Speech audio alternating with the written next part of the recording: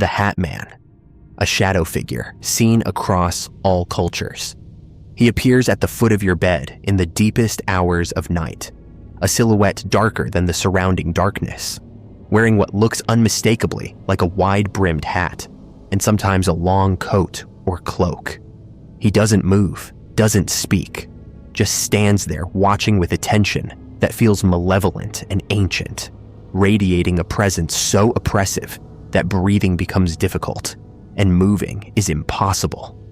You're awake but paralyzed, conscious but helpless, aware that something profoundly wrong is in your bedroom, and there's nothing you can do except endure its scrutiny until it decides to leave or fade away. This is the Hat Man, and he's been appearing to people across every continent, every culture, every demographic for decades at minimum, and possibly for centuries. Witnesses who've never heard of each other describe him in identical terms. The hat, the watching, the overwhelming dread, the sense that this isn't human and never was, that you're being observed by something that exists outside normal reality, something that studies humans the way we might study insects, with detached curiosity mixed with something darker that none of the witnesses can articulate. But all of them feel with absolute certainty when they see that silhouette standing motionless in their darkened room. The consistency of descriptions across independent witnesses is what elevates the Hat Man from random nightmare into genuine phenomenon. People who've never researched shadow figures, who've never read horror stories or paranormal accounts, wake up and see this entity. And when they later search online trying to understand what happened to them, they discover thousands of reports describing exactly what they saw. The wide-brimmed hat that looks like something from the Old West or vintage detective films. The long coat or cape. The absolute blackness of the figure that seems to absorb light rather than merely blocking it. The sense of three-dimensional presence despite being composed entirely of shadow. The hat is the signature element, the detail that transforms shadow person into specifically the Hat Man, and its consistency across cultures that have different historical relationships with hats and different fashion contexts makes its uniformity even stranger. Most encounters occur during sleep paralysis, the state where consciousness returns before the body's motor control reactivates, leaving you awake and aware but unable to move or speak. Sleep paralysis is well documented medically, a glitch in the mechanisms that prevent us from physically acting out dreams. And it frequently includes hallucinations, seeing figures in the room, feeling pressure on the chest, sensing malevolent presence. The standard medical explanation for the Hat Man is that he's a cultural archetype, a shared image that appears during these vulnerable states because our brains are pattern-seeking and construct threatening figures from ambiguous sensory input when we're paralyzed and frightened. Different cultures see different entities during sleep paralysis based on their mythologies. Old hags, demons, aliens, shadow people. And the Hat Man is simply the Western contemporary version, an amalgamation of film noir, detectives, gunslinger imagery, and Grim Reaper aesthetics, producing a figure that feels archetypal and threatening. But this explanation struggles with the cross-cultural consistency. The Hat Man appears in countries where fedoras and wide-brimmed hats aren't culturally significant. To children too young to have absorbed film noir aesthetics, to people in remote areas with limited media exposure who wouldn't have access to the shared cultural database that supposedly creates his image. A child in rural Indonesia describes the same figure as a college student in Ohio. An elderly woman in Norway sees the same silhouette as a teenager in Brazil. The hat and coat aren't universal symbols of menace. They're specific to certain Western time periods and genres. Yet the Hat Man transcends these boundaries, appearing identically to people who have no reason to generate that specific image from their cultural programming. The Hat Man doesn't always appear during sleep paralysis. Some witnesses report seeing him while fully awake and mobile, standing in hallways, visible in peripheral vision, watching from corners or doorways before vanishing when looked at directly. These daytime sightings lack the paralysis element that skeptics use to explain him as hallucination, yet the figure remains consistent: the hat, the coat, the darkness, the watching. He's been photographed in a handful of cases, or at least dark anomalies in photos have been interpreted as possibly being him, though like all paranormal photography, the images are ambiguous enough to support multiple interpretations and definitive enough to convince those who already believe. The emotional impact of encountering the Hat Man is severe and consistent. Witnesses describe terror that exceeds normal fear, a primal dread that suggests encountering something fundamentally wrong, something that violates basic assumptions about what should exist. Many report the fear lingering for days or weeks after the encounter, disrupting sleep, creating anxiety about entering bedrooms or being in darkness. Some develop insomnia, afraid to sleep because sleep might bring him back.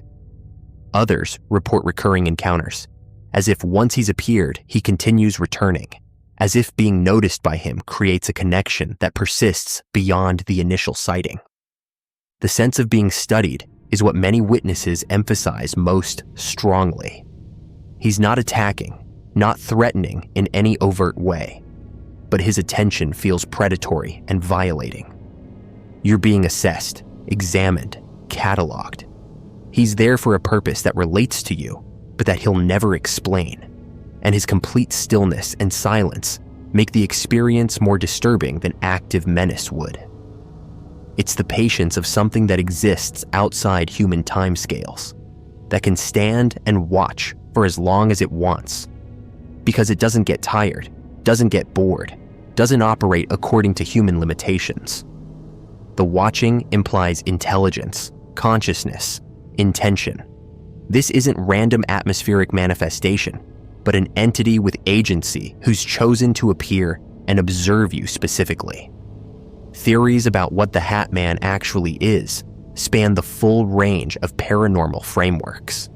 In supernatural interpretations, he's a demon or malevolent spirit, something ancient that predates humanity, that feeds on fear or negative emotions and manifests during sleep paralysis, because that state makes humans particularly vulnerable to psychic or spiritual intrusion.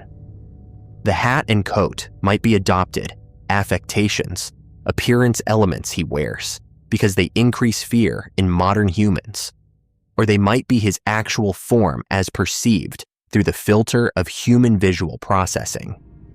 Our brains translating something that doesn't have physical form into the closest visual analog we can construct.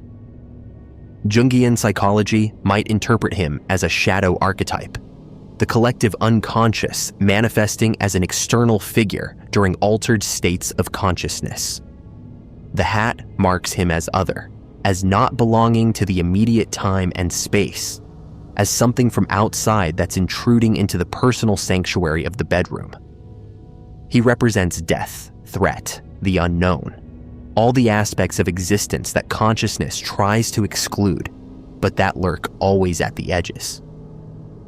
During sleep paralysis, when the normal barriers between conscious and unconscious are compromised, he breaks through, becomes visible, manifests as external entity, even though he might originate from the deepest layers of human psyche.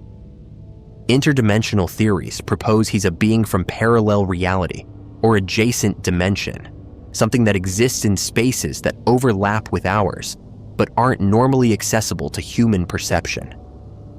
Sleep paralysis or certain states of consciousness might temporarily thin the barriers, allowing us to see into dimensions that coexist with ours, and the Hat Man is a resident of those spaces who becomes visible during these moments of overlap. He's always there, always watching, but only sometimes visible when conditions allow cross-dimensional perception.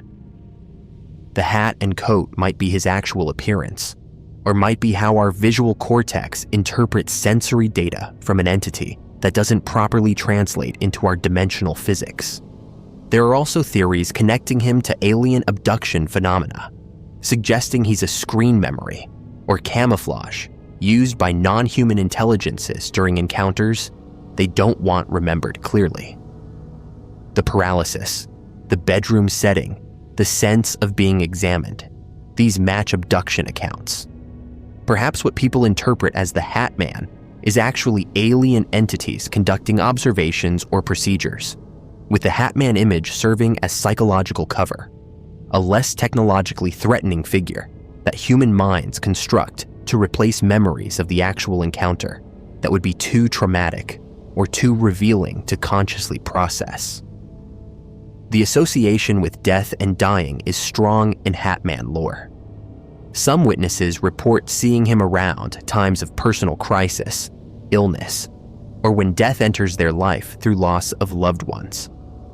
He's been interpreted as a psychopomp, a being who appears when the barrier between life and death thins, who watches those who are approaching transition, or who are emotionally close to someone who is. In this framework, he's not necessarily malevolent, but rather performing a function related to mortality, observing, and perhaps recording or guiding. His appearance a harbinger that death is near, even if not imminent. The fear he generates might be instinctive human response to confronting something that represents or heralds our eventual fate. Children see the Hat Man with disturbing frequency, and their descriptions match adult accounts despite children having less cultural baggage and fewer preconceived notions about what shadow figures should look like. A 5-year-old describing a tall, dark man with a big hat watching from the doorway is chilling precisely because that child probably hasn't been exposed to film noir or Western archetypes that would program that specific image. Either children are particularly sensitive to whatever the Hat Man is, or the image is so fundamental to human consciousness that even young children generate it identically to adults when conditions allow him to manifest. Geographic clustering sometimes occurs, with multiple people in the same area reporting Hat Man encounters within short time periods, suggesting either localized conditions that facilitate his appearance or that he targets specific locations for reasons we can't determine. Houses where he's been seen sometimes have histories of other paranormal activity, or reports of feeling watched or unwelcome. Whether the Hat Man causes or is attracted to these atmospheres, or whether psychologically sensitive individuals who live in disturbing environments are more likely to experience the sleep paralysis conditions during which he appears, remains unclear. The technology angle is explored by some researchers who note that Hat Man sightings seem to have increased with the proliferation of electronic devices and electromagnetic fields in homes. EMF exposure has been linked to unusual neurological effects, including hallucinations, and some theorize that sleeping surrounded by electronics creates fields that interact with brain function in ways that produce consistent hallucinations. But this doesn't explain Hat Man sightings from before the electronic age.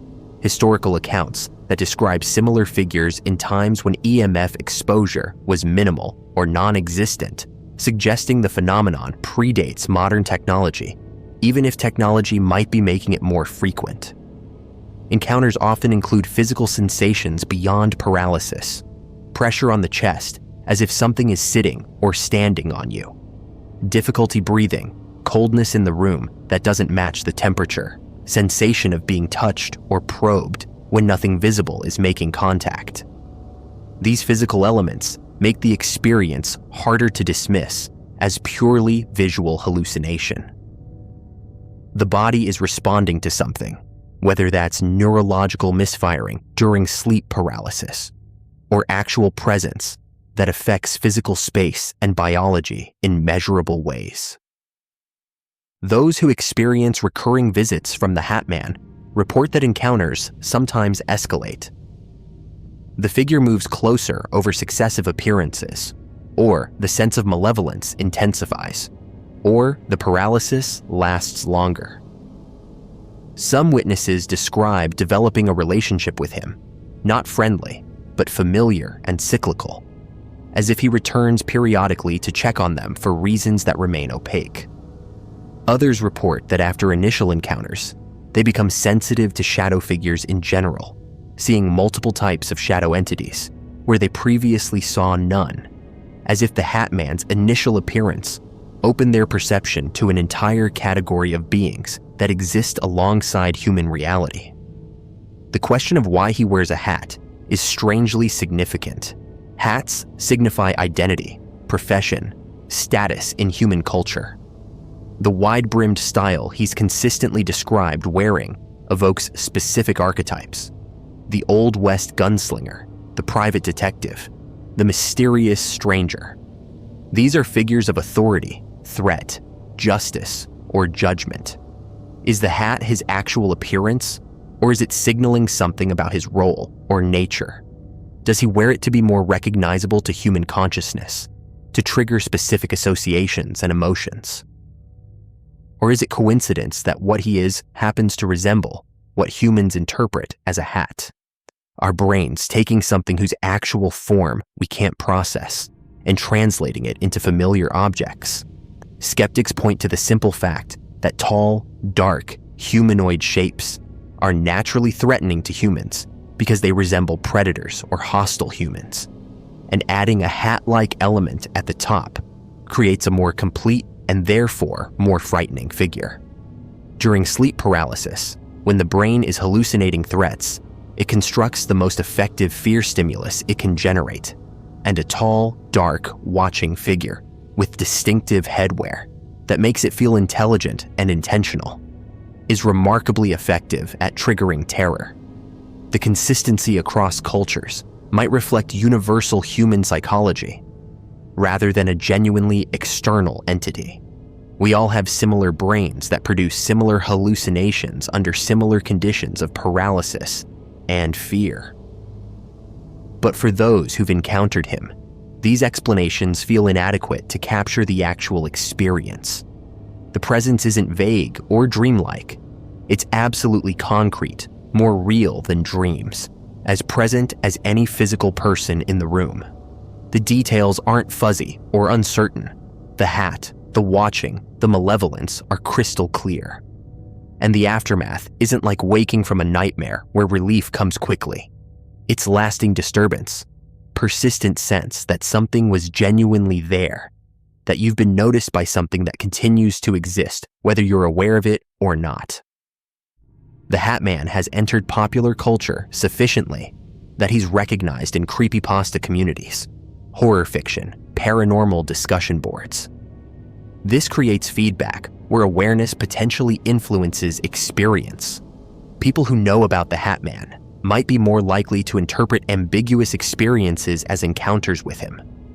But the phenomenon existed before internet communities gave it a name, documented in older accounts where people described the figure without having a cultural reference for what they were seeing.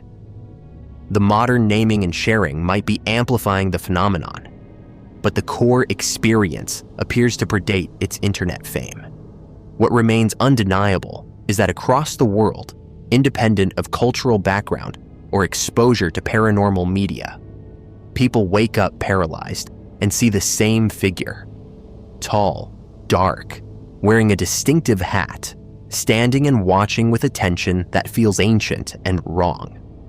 Whether he's a demon feeding on fear, a dimensional traveler observing humans during moments when barriers thin, an alien using disguise to obscure abduction procedures, a psychological archetype manifesting during altered consciousness, or something else entirely that doesn't fit into any category we've conceived, the Hat Man persists. He appears in bedrooms and hallways, at the foot of beds and in doorways, always watching, always silent, always wearing that unmistakable hat that makes him instantly recognizable to anyone who's seen him and makes every testimony about him ring with disturbing consistency. And somewhere tonight, in the darkest hours when sleep paralysis grips someone between waking and dreaming, he'll appear again. a figure darker than Shadow, wearing a hat that shouldn't make him more identifiable, but somehow does, standing absolutely motionless while radiating presence and intent that paralyze more thoroughly than the physiological mechanisms that have locked the victim's muscles. He'll watch with attention that feels like assessment, like cataloging, like something fundamental about the witness is being recorded or measured. And in the morning, when mobility returns and normal consciousness resumes, that person will search online trying to understand what they saw. And they'll discover thousands of accounts describing exactly the same figure, the same hat, the same watching, the same terror. They'll realize they're not alone, that the Hat Man has been appearing to people everywhere, that whatever he is has been studying humanity for reasons we'll never know unless he decides to communicate, and that being seen by him creates a connection that might bring him back night after night, standing in the darkness, wearing his distinctive hat, watching, always watching, waiting for something we can't understand with patience that suggests he has all the time in the world, and we have only the terrifying moments of paralysis during which we're helpless to do anything except stare back and wonder what he sees when he looks at us, what he wants, and whether being noticed by something from outside our reality is a violation we'll carry forever, marked somehow by his attention, forever aware that in the darkness at the edge of vision, the Hat Man might be standing there even now, even in daylight, even when we're not paralyzed, watching from places we can't quite see with interest that will never be explained. The Gateway Process. CIA documents on astral projection and other dimensions. In 2003, the CIA declassified a document that had been sitting in their archives since 1983. It wasn't leaked by a whistleblower or uncovered through investigative journalism. The agency itself released it, made it publicly available, as if the contents were mundane historical records, rather than what they actually describe, a detailed analysis of how human consciousness can leave the physical body, travel to other dimensions, access information across time and space, and interact with realities that exist beyond our normal perception. The document is called Analysis and Assessment of Gateway Process, and it represents the CIA's serious examination of techniques developed by the Monroe Institute for achieving out-of-body experiences and expanded states of consciousness. The question that haunts anyone who reads it carefully is simple. Why would the Central Intelligence Agency spend time and resources studying astral projection unless they believed it actually worked? The Gateway Process itself was developed by Robert Monroe, a radio broadcasting executive who began experiencing spontaneous out-of-body episodes in the 1950s. These weren't dreams or hallucinations. Monroe described a clear, conscious awareness of floating above his physical body, of traveling to distant locations, of perceiving things he shouldn't have been able to know. Initially disturbed by these experiences, Monroe eventually began studying them systematically, developing techniques that could induce the state reliably. By the 1970s, he had established the Monroe Institute in Virginia, teaching others how to achieve what he called hemisync, hemispheric synchronization, a method using specific audio frequencies to alter brainwave patterns and consciousness. The technique is based on binaural beats, a phenomenon where slightly different frequencies are played into each ear, causing the brain to perceive a third frequency equal to the difference between them. If you play 400 Hz in the left ear and 404 Hz in the right ear, the brain perceives a 4 Hz beat. This frequency in the theta range is associated with deep meditation, the edge of sleep, and altered states of consciousness. By carefully controlling these binaural beats, Monroe discovered he could guide people through progressive stages of consciousness expansion, from normal waking awareness through deeper and deeper states until the mind separates from its identification with the physical body. The CIA document, written by Army Lieutenant Colonel Wayne McDonnell, lays out the theoretical framework for how this process works. It draws on quantum mechanics, explaining that physical reality is not solid or fixed, but rather a holographic projection created by energy patterns at fundamental levels. Consciousness, according to the analysis, is not produced by the brain, but exists as a field that the brain interacts with, like a radio receiving signals rather than generating them. When properly trained and guided into specific brainwave states, consciousness can detach from its normal anchoring in physical perception and access information directly from what the document calls the absolute, the unified field of energy and information that underlies all reality. The gateway process describes stages of development. Focus 10 is described as mind awake, body asleep, where the physical body enters a sleep state while consciousness remains alert and aware. Focus 12 involves expanded awareness beyond the body, perceiving the immediate environment from perspectives that shouldn't be physically possible. Focus 15 is described as no time, where linear time becomes fluid and consciousness can access past and future. The higher focus levels, reaching into the 20s and beyond, involve travel to other dimensions, communication with non-physical entities, and access to information that exists outside space and time entirely. What makes the CIA document remarkable is its clinical, analytical tone. This isn't fringe speculation. It's a military intelligence assessment written by an officer with credentials, using scientific terminology and theoretical physics to explain mechanisms by which consciousness can operate independently of the body. McDonnell concludes that the gateway process is a valid method for expanding human consciousness and that the experiences it produces are real, not hallucinatory. He states that individuals trained in the technique can potentially gather intelligence, perform remote viewing, access historical information, and explore non-physical realities. The practical applications for intelligence work are obvious and explicitly discussed. Remote viewing became a subject of intense interest during the Cold War.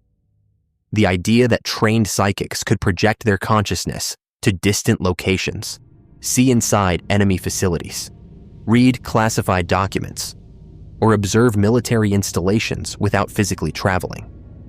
They represented an intelligence capability that would be nearly impossible to defend against.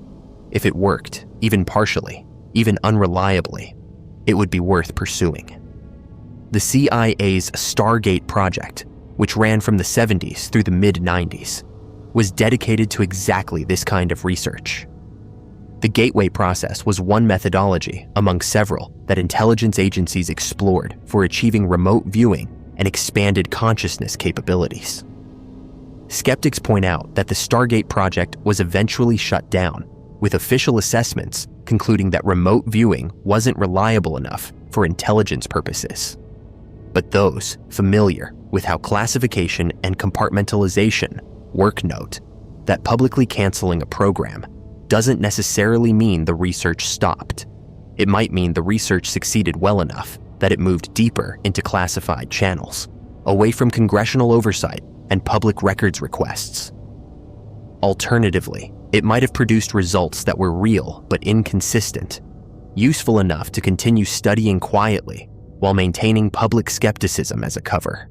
The Gateway document itself disappeared from the CIA's website for years, available only through direct requests and FOIA procedures. In 2021, it resurfaced on their Reading Room website and went viral, being downloaded hundreds of thousands of times as people discovered that the CIA had essentially confirmed the reality of astral projection and dimensional travel. The agency's explanation for the renewed interest was minimal. It was simply a historical document, an analysis conducted decades ago, nothing current. but the document's contents remain as relevant and unsettling as when it was written. According to the analysis, human consciousness is essentially infinite, only appearing limited because of its focus through the physical nervous system and brain. Physical incarnation is like looking through a narrow window at a vast landscape. You see only a small portion, but the entire landscape exists whether you perceive it or not. The gateway process trains consciousness to look away from the window, to perceive directly without the filtering and limitation imposed by physical senses. In this expanded state, time becomes navigable rather than linear. You can focus awareness on the past, experiencing it directly, or on probable futures, seeing patterns and potentials before they manifest. Space becomes irrelevant because consciousness isn't traveling through three-dimensional geography, but accessing information that exists everywhere, simultaneously in the holographic field. The document describes the universe as a torus, a shape like a donut, where energy flows in continuous cycles, with the absolute, pure, undifferentiated consciousness at the center, and physical reality as the outer manifestation, where that consciousness takes temporary form. Individuals are focal points of awareness within this larger field, temporarily identified with specific bodies and personalities, but fundamentally part of the unified whole. Death, in this framework, isn't an ending, but a shift in focus, a consciousness withdrawing from physical anchoring and returning to a more expanded state of awareness. This has implications that go far beyond intelligence gathering. If consciousness survives physical death, if it can access information across time, if it exists in multiple dimensions simultaneously, then everything about how we understand human existence needs revision. The gateway process isn't just a technique for spying or gathering intelligence. It's a method for exploring the fundamental nature of consciousness and reality itself. The fact that the CIA studied it suggests they understood these implications and wanted to know if the techniques actually worked, if the theoretical framework matched observable results. There are accounts from people who have gone through gateway training at the Monroe Institute, describing experiences that align with the stages outlined in the CIA document. They report floating above their bodies, visiting distant locations, and later confirming details they shouldn't have known, encountering entities or presences in non-physical dimensions, accessing memories from what seem like past lives or parallel existences, experiencing time as fluid rather than linear. These reports are subjective, impossible to verify through conventional means, but they're remarkably consistent across different individuals, different time periods, different backgrounds. The question of whether these experiences represent actual travel to other dimensions or are elaborate constructions of the mind remains contentious. Neuroscientists might argue that the binaural beats and sensory deprivation create unusual brain states that produce vivid hallucinations, internally generated experiences that feel real but have no external validity.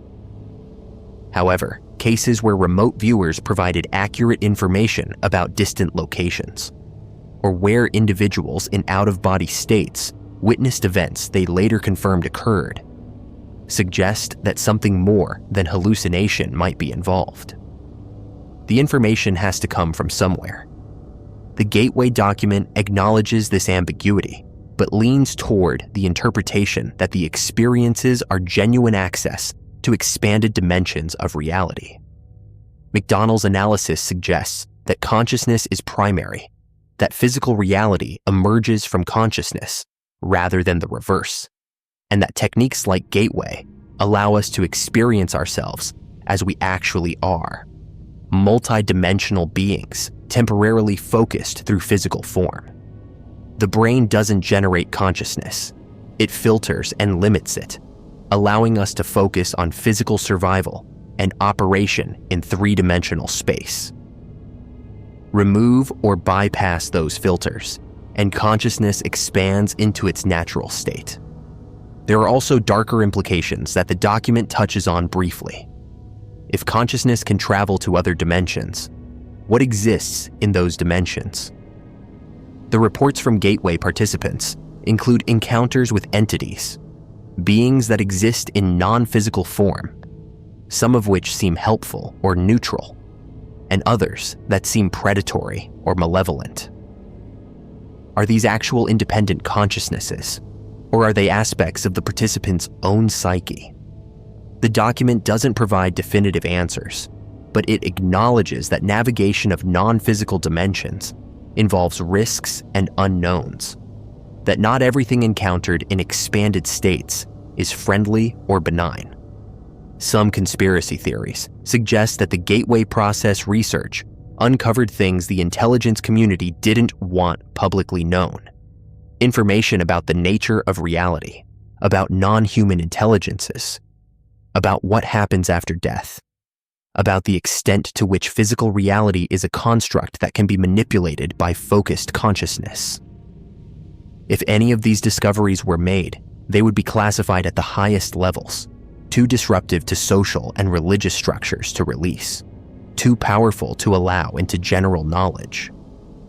The public document might be a sanitized version, revealing the basic framework, while omitting the most significant findings. The timing of the document's release is also worth considering. It was written in 1983, at the height of Cold War tensions, when both superpowers were exploring every possible advantage, including psychic warfare and consciousness manipulation. The Soviets were conducting similar research, trying to develop psychotronic weapons and remote influencing capabilities. The arms race extended into dimensions most people don't think about. Battles fought not with missiles and tanks, but with trained minds operating outside the constraints of physical reality. If either side achieved reliable capabilities in this domain, it would represent an intelligence and military advantage that would be almost impossible to counter. The Gateway process offers a methodology that anyone can theoretically learn. The Monroe Institute still exists, still teaches these techniques, and thousands of people have gone through their programs. The fact that this knowledge is publicly available, that the CIA document is declassified and accessible, suggests either that the techniques don't work reliably enough to be a security concern, or that making them public serves some purpose. Perhaps widespread experimentation with consciousness expansion serves intelligence goals in ways we don't understand. Or perhaps the techniques only work for certain individuals and can't be weaponized effectively enough to justify keeping them secret. What remains undeniable is that a branch of the United States intelligence community took astral projection seriously enough to commission a detailed analysis, to study the techniques, to explore the theoretical underpinnings, and to assess potential applications. The document exists, it's real. You can download it from the CIA's own website and read their acknowledgement that consciousness appears to be non-local, that humans can access information beyond sensory perception, that other dimensions exist and can be experienced directly. Whether this represents the full extent of what they learned, whether deeper research continued in more classified programs, whether there are capabilities that have been developed that far exceed what's described in this publicly available analysis, these questions remain unanswered. But the Gateway document stands as official acknowledgement that the boundaries of human consciousness extend far beyond what materialist science assumes, and that at least some elements of the government have known this for decades. The Black Knight satellite, ancient alien observer in Earth's orbit. There's something in orbit around Earth that nobody claims to have put there. At least, that's what the theory suggests. For decades, reports have circulated about an object circling our planet in a polar orbit, an object that appears in photographs, that gets picked up on radar, that amateur radio operators claim to have detected. It's been called the Black Knight satellite, and according to those who believe in its existence, it's been watching us for thousands of years, perhaps tens of thousands, placed in orbit by an intelligence that existed long before humanity developed spaceflight. The idea of an ancient alien probe silently observing our civilization, recording our development, waiting for something, has captivated conspiracy theorists and raised questions about what else might be up there that we don't acknowledge or understand. The story of the Black Knight begins, depending on who's telling it, in 1899, when Nikola Tesla claimed to have detected unusual radio signals while conducting experiments at his laboratory in Colorado Springs. Tesla was working with high-voltage electrical systems and primitive radio receivers, attempting to explore wireless transmission of energy and communication. He reported picking up repetitive signals that seemed artificial, structured, intelligent. Tesla believed he had intercepted communications from another planet, possibly Mars. Mainstream science dismissed his claims, attributing the signals to natural phenomena or terrestrial sources. But those who follow the Black Knight theory point to this as the first human detection of transmissions from the satellite. Signals that had been broadcasting for millennia, finally picked up by technology sophisticated enough to receive them. In the 1920s, amateur radio operators around the world began reporting unusual echoes in radio transmissions, delays that didn't match expected patterns. These long-delayed echoes, as they came to be called, would sometimes repeat signals back seconds or even minutes after transmission, far longer than could be explained by normal ionospheric reflection. Some researchers proposed exotic explanations involving plasma clouds or unusual atmospheric conditions. But others wondered if something in orbit was receiving, storing, and retransmitting these signals. The pattern of delays seemed to vary in ways that some interpreted as deliberate, as if the echoes contained information, a message encoded in the timing. The 1950s brought the space age and more concrete reports of anomalous objects in Earth orbit. In 1954, newspapers reported that the US Air Force had detected 2 satellites orbiting Earth. This was 3 years before the Soviet Union launched Sputnik, the first acknowledged artificial satellite. The Pentagon initially confirmed the detection, then quickly retracted it, claiming the objects were asteroids or natural phenomena. But asteroids don't maintain stable orbits around Earth, and the objects were described as being in polar orbits, paths that pass over both poles, uncommon for natural capture by Earth's gravity. The story disappeared from mainstream coverage, but it planted the seed for what would become the Black Knight legend. Then came the most famous piece of evidence, a series of photographs taken in 1998 during the STS-88 mission, the first space shuttle mission to the International Space Station. Among the thousands of images captured, several show what appears to be a dark, irregularly shaped object against the backdrop of Earth. It's clearly artificial in appearance, with what look like structural elements, panels, or surfaces that catch the light in specific ways. NASA identified the object as a thermal blanket that had come loose during an EVA, a piece of insulation that had drifted away from the worksite.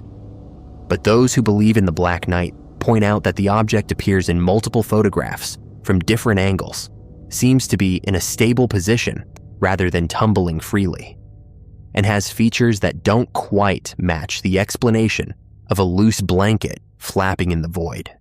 The thermal blanket explanation is the official position, and photographic analysis does suggest the object could be debris from the mission itself.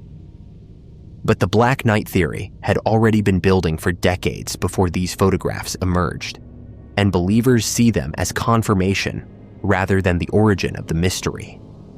They argue that what was captured on camera is only the latest sighting of something that's been there far longer, something that occasionally becomes visible when conditions are right or when it wants to be seen. According to the more elaborate versions of the theory, the Black Knight satellite is approximately 13,000 years old, placed in orbit during the last ice age by an extraterrestrial civilization monitoring Earth's development. Some claim it's in a polar orbit specifically because this allows it to pass over every part of Earth's surface as the planet rotates beneath it, providing complete coverage for observation purposes. The orbit is described as being highly elliptical and non-standard, not matching the paths that human satellites typically use, which would make it stand out to anyone tracking objects in near-Earth space. The theory extends to claims that various governments have known about the satellite for decades, but have maintained silence about its existence. During the Cold War, both American and Soviet tracking systems were intensely focused on space, watching for enemy satellites, missiles, any threat from above. If there was an object in orbit that neither side had launched, detection seems inevitable. Yet if it was detected, and if authorities couldn't explain it as belonging to the other side, what would they do with that information? Publicly acknowledging an alien satellite would cause panic, would raise questions about its purpose and capabilities, would undermine the narrative that space was under human control. Silence would be the logical response. Quiet monitoring and study, attempts to understand what it was and what it might be doing. Some versions of the theory claim the satellite has been transmitting continuously, that the signals Tesla and others detected represent an ongoing broadcast.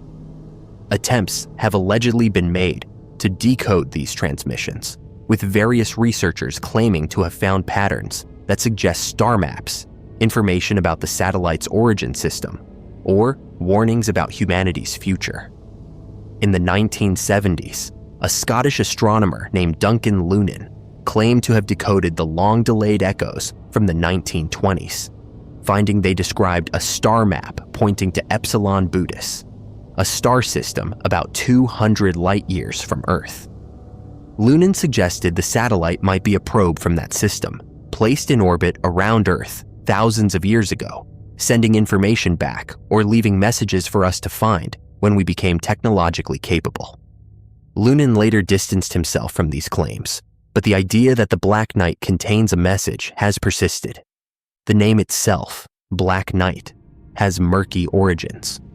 Some attribute it to a British rocket project from the 1950s, though how that name became attached to the satellite theory isn't entirely clear. Others suggest it's descriptive, referring to the object's dark appearance and its role as a silent guardian or watcher, a knight standing vigil over Earth. The lack of a clear origin for the name adds to the mystery, as if the satellite itself is so old, so embedded in our collective awareness, that we've been calling it something without remembering why.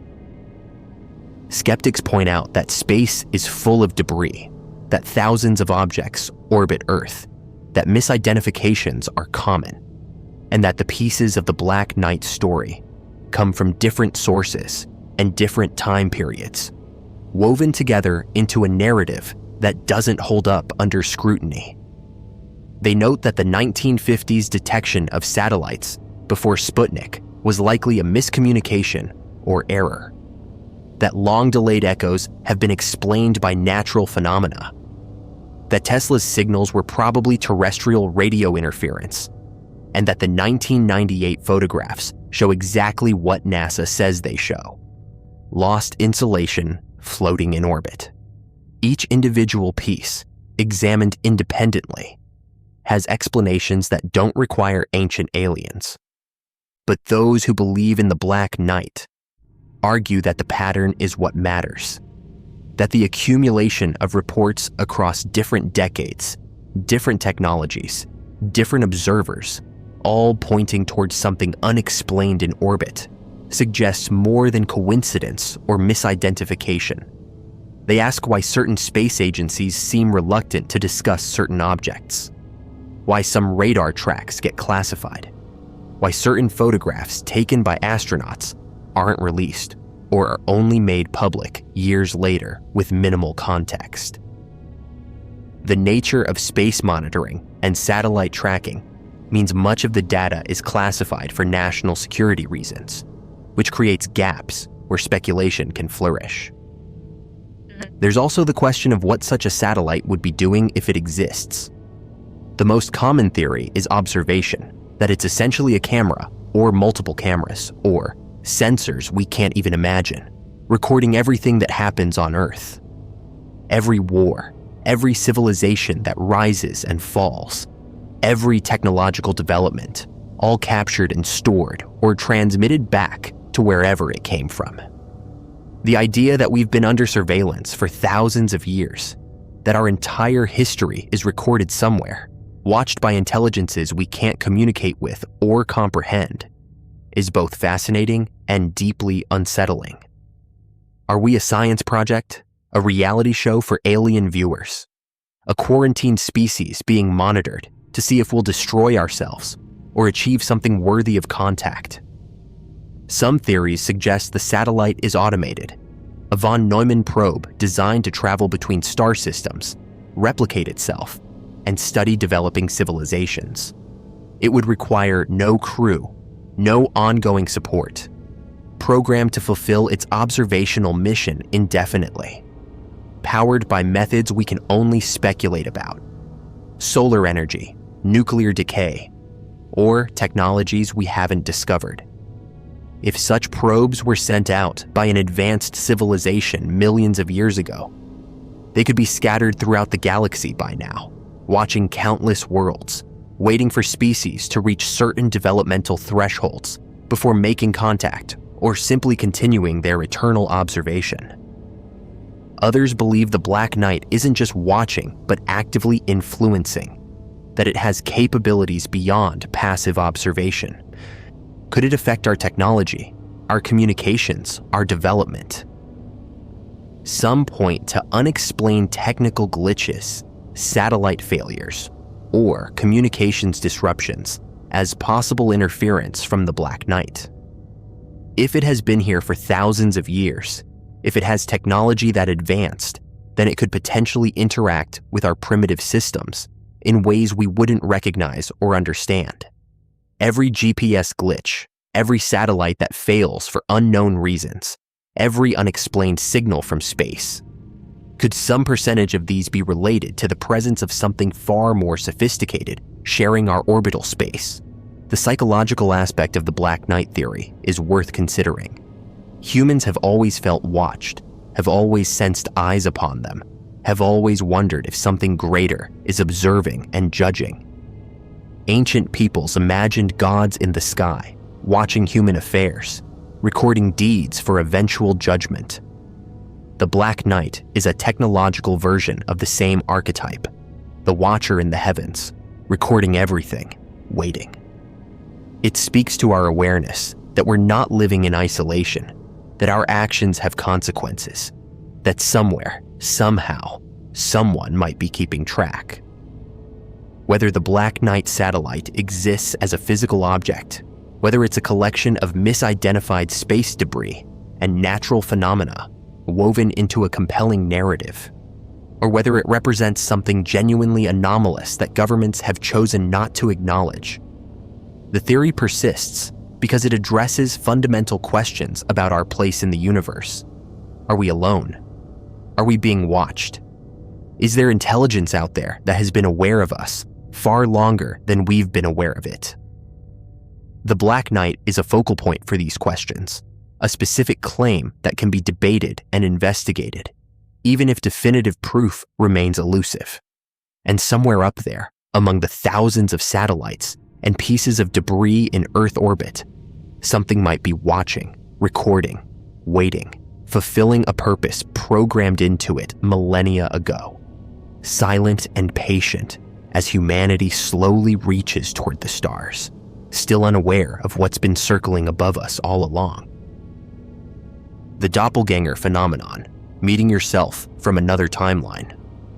There are accounts scattered through history and across cultures of people, encountering exact duplicates of themselves, seeing their own face on a stranger's body, watching themselves walk past in crowds, receiving reports from multiple witnesses that they were seen in locations they never visited, experiencing the profound disorientation of confronting what appears to be themselves but isn't, what looks identical but is separate, what shares every physical characteristic but exists independently.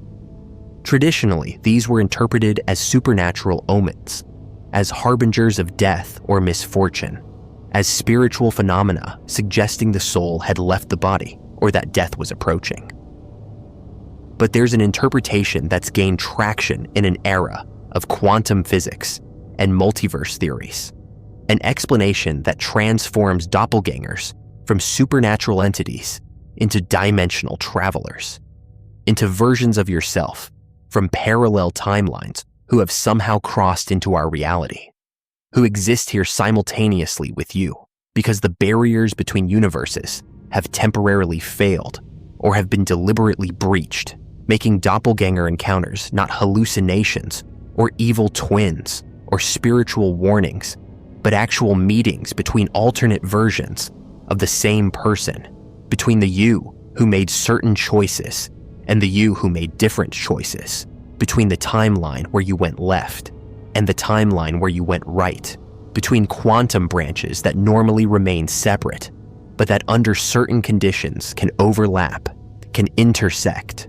can allow travelers to cross from one probable reality into another, bringing them face to face with themselves as they might have been, as they are, in worlds adjacent to this one, creating encounters that are philosophically and psychologically devastating. Because what do you say to yourself? How do you react to meeting the person you could have been?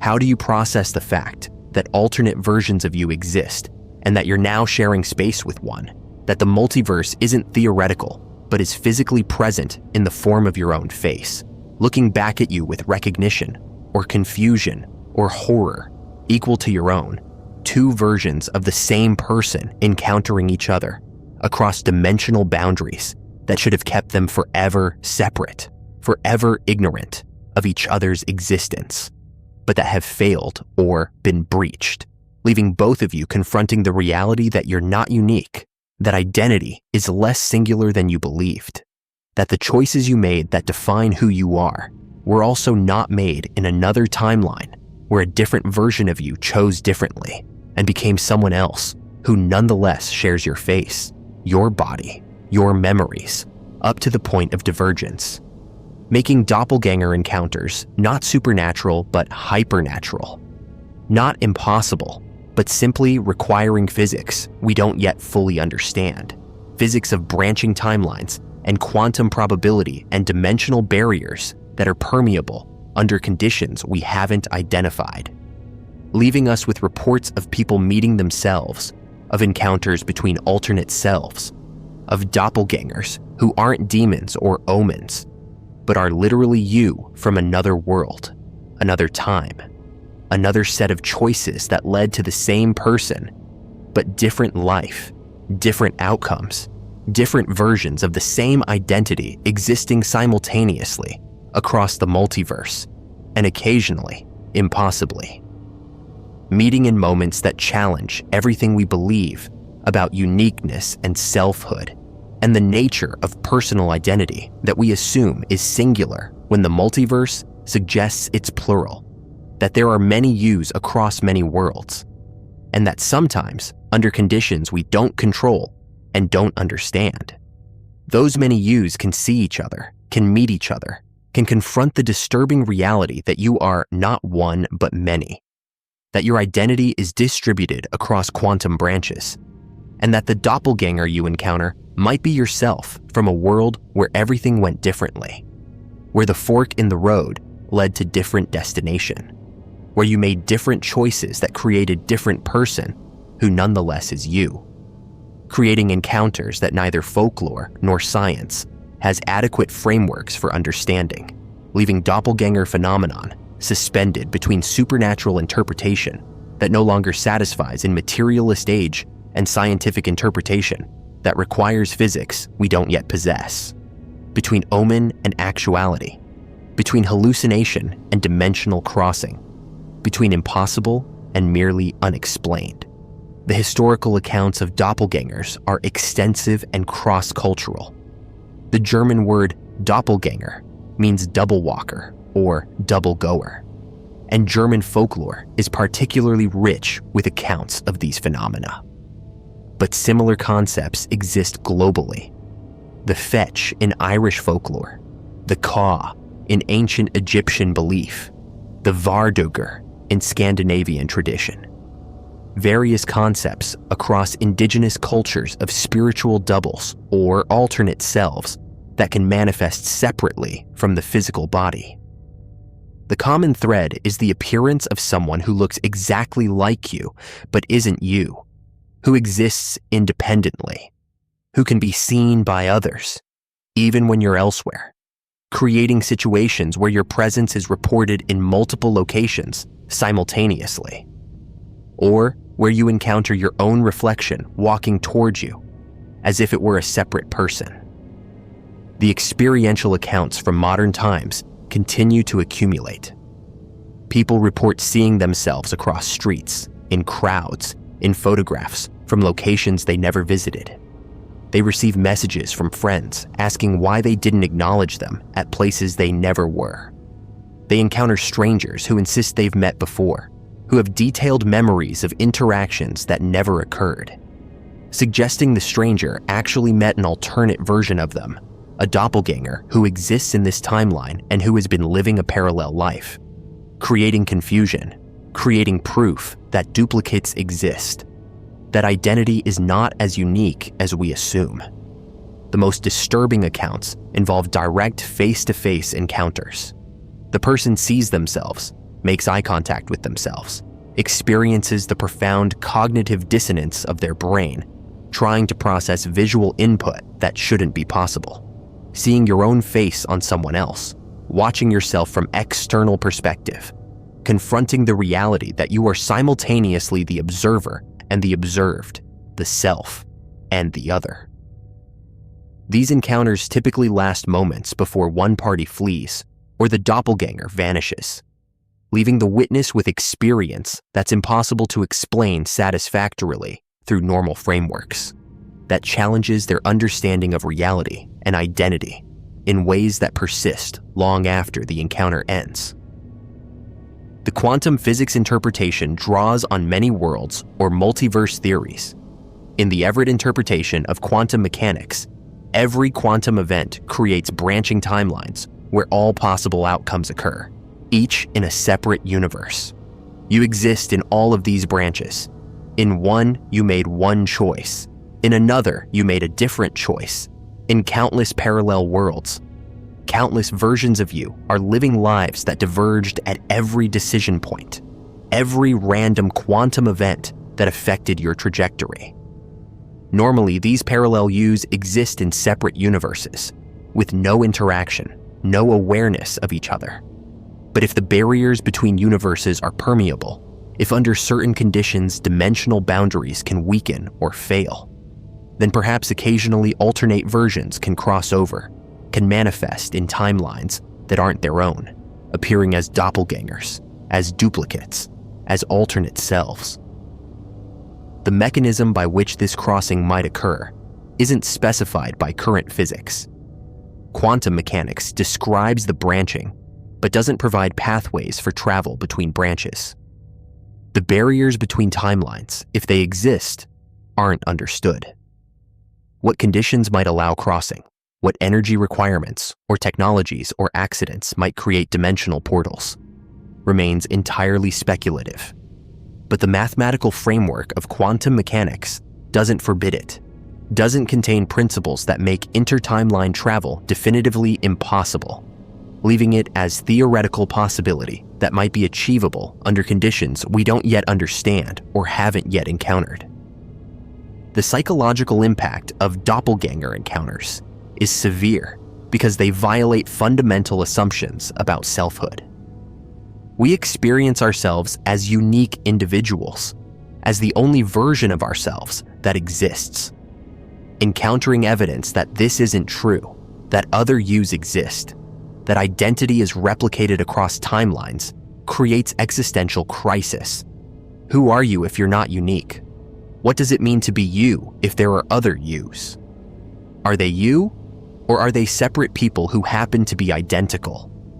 The philosophical questions about personal identity that academic philosophy treats as abstract thought experiments become viscerally real when you're standing face to face with yourself, when you can't dismiss it as theoretical because it's directly in front of you, making eye contact, existing. The divergence point becomes a crucial question. How far back did your timelines separate? Is your doppelganger you from moment ago, from timeline that branched seconds before, making them virtually identical to you in every way, except the immediate circumstances that allowed dimensional crossing? Or did your timelines diverge years or decades ago, making the doppelganger someone who shares your origin, but who has lived substantially different life, who has become different person through different experiences despite identical starting point? The degree of similarity or difference between you and your alternate self affects the nature of the encounter. Meeting yourself from 1 second ago might be like looking in perfect mirror, while meeting yourself from 20 years of divergence might be like meeting a stranger who happens to have your exact face, your memories from childhood, but completely different adult life. The evidence problems are severe. Doppelganger encounters are brief, often private, rarely photographed or documented in ways that could be verified. The witness's own testimony is all that exists, and testimony about seeing yourself is inherently suspect because it sounds like hallucination, like psychological disturbance, like the kind of experience that suggests mental health issues rather than dimensional phenomena.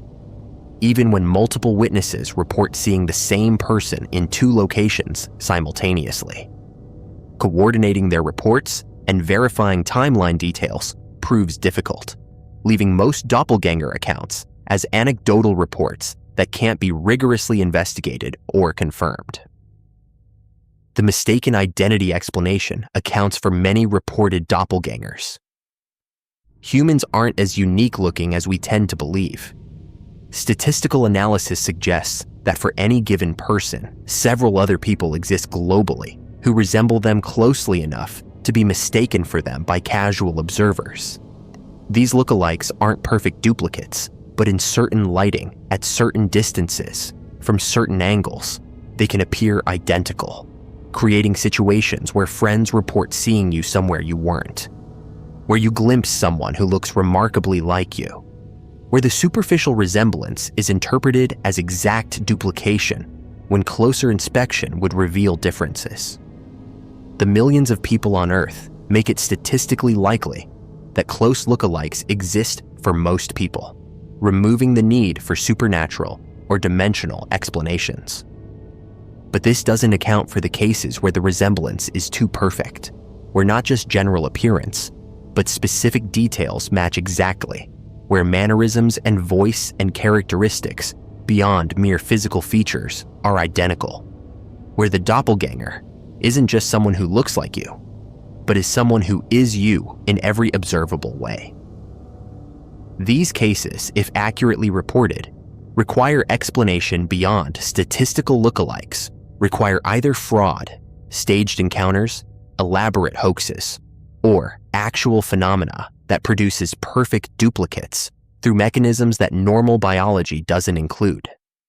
The time slip interpretation proposes that some doppelganger encounters involve temporal rather than dimensional crossing, that you're encountering yourself from different point in time rather than from alternate timeline. Perhaps the doppelganger is you from the future who has traveled back, or you from the past who traveled forward, creating situation where 2 temporal versions of the same person exist in the same timeline simultaneously for a brief period, appearing as doppelgangers to each other and to observers. This requires time travel rather than dimensional travel, but might be related if time and dimension are connected. If moving between timelines also involves temporal displacement, if the physics that permits one also permits the other. The spiritual interpretations remain culturally embedded despite scientific frameworks. In many traditions, seeing your doppelganger is omen of death, suggesting that the soul has partially separated from the body in preparation for final departure, that you're seeing your own death approaching in form of your double. Others interpret it as astral projection gone wrong, the spiritual body manifesting separately from physical body and becoming visible to the physical self, creating uncanny encounter between your physical and spiritual aspects. These interpretations don't require parallel timelines or dimensional travel, instead invoking metaphysical dualism where humans have both physical and spiritual components that can, under certain conditions, exist separately. The glitch in the matrix interpretation, popular in simulation theory communities, suggests doppelgangers are rendering errors, moments where the simulation we're living in accidentally generates duplicate instances of the same person, or where anti-aliasing fails, and you briefly see yourself as you appear in the simulation's code, or where different layers of the simulation overlap, making entities from separate layers briefly visible to each other.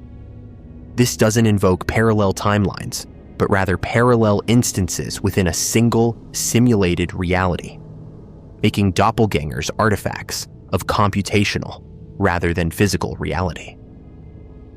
The terror associated with doppelganger encounters makes sense regardless of which explanation is correct. Seeing yourself violates expectations so fundamental that the experience is inherently disturbing. Your brain expects that when you see your own face, it will be in mirror or photograph, in reflection, not an external, independent entity. When that expectation is violated, when you see your face on something that moves independently, that exists separately from you, the cognitive dissonance creates immediate fear response. This might be why doppelganger folklore is uniformly negative, why encounters are treated as omens of misfortune. The experience is so disturbing that humans have consistently interpreted it as threatening, regardless of whether any actual threat is present. The question of what happens if you interact with your doppelganger is addressed differently across different theoretical frameworks. In quantum mechanical terms, if the doppelganger is from another timeline, interaction might create paradoxes, similar to time travel paradoxes if information transfer occurs. What you learn from your alternate self about their timeline might affect your decisions, might change your timeline, might create feedback loops. In simulation theory, interaction might trigger error correction, might cause the simulation to resolve the duplicate by eliminating one instance. In spiritual frameworks, interaction with your double might hasten death, might cause soul fragmentation, might create imbalance that has negative consequences. Most accounts suggest intuitive avoidance. Witnesses flee from their doppelgangers, feel compelled to avoid interaction, sense that engagement would be dangerous, even if they can't articulate why. The relationship between doppelgangers and Mandela effect is worth noting. Both phenomena suggest reality might be less stable than we assume, that the past or parallel timelines can affect the present in detectable ways. If Mandela effect represents memories from alternate timelines bleeding through, and doppelgangers represent people from alternate timelines crossing over, they might be related phenomena, different manifestations of the same underlying dimensional permeability, different types of evidence that the multiverse isn't just mathematical abstraction, but is physically real and occasionally intersects with our experienced reality in ways we can't control, but that we can observe when they occur. The prevention or control of doppelganger encounters doesn't exist in any documented form. These aren't events people can trigger deliberately or avoid through conscious action. They happen spontaneously, often in mundane circumstances, without warning or apparent cause. If they represent dimensional crossing, the conditions that permit crossing aren't understood well enough to predict or prevent them. If they represent natural phenomena, lookalikes, hallucinations, temporal slips, they're random enough that individual protection isn't possible. The lack of control adds to the disturbing nature of reports. You can't prevent encountering your doppelganger, can't prepare for it, can't predict when or where it might occur, leaving you vulnerable to experience that will fundamentally challenge your understanding of identity and reality whenever it happens to occur, if it occurs.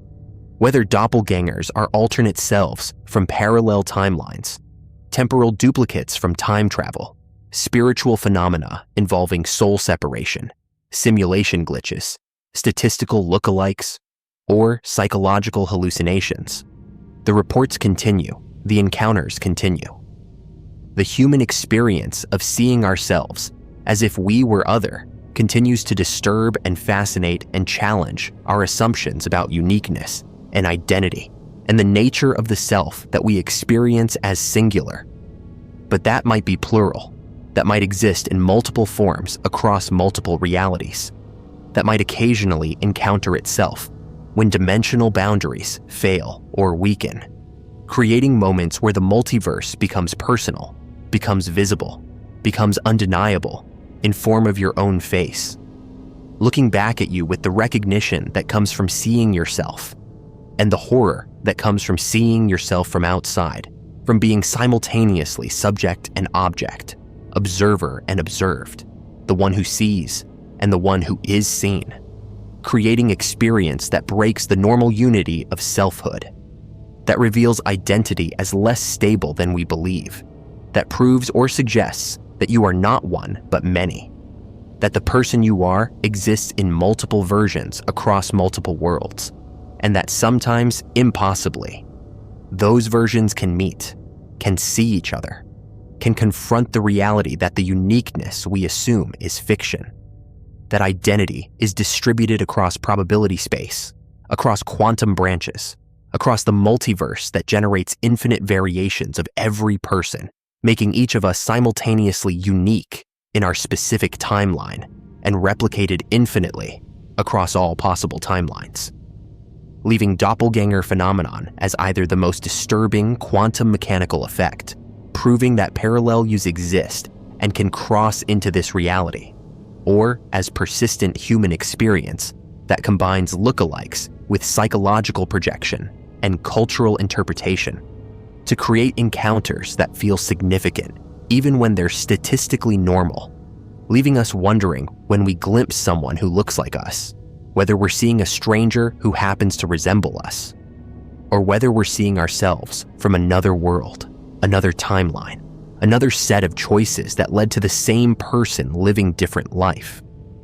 Wondering if they wonder the same, if they recognize us, if they know what we are to them and what they are to us, if they understand that we're the same person separated by quantum branching, or by dimensional boundaries, or by the multiverse that generates all possible versions of every one, making doppelgangers either the most profound proof that identity is plural and that reality is far stranger than common sense suggests, or the most persistent misinterpretation of normal lookalikes and cognitive errors, depending on which explanation you accept, which framework you use to interpret the encounters that people continue to report, continue to experience, continue to find disturbing and challenging and impossible to forget.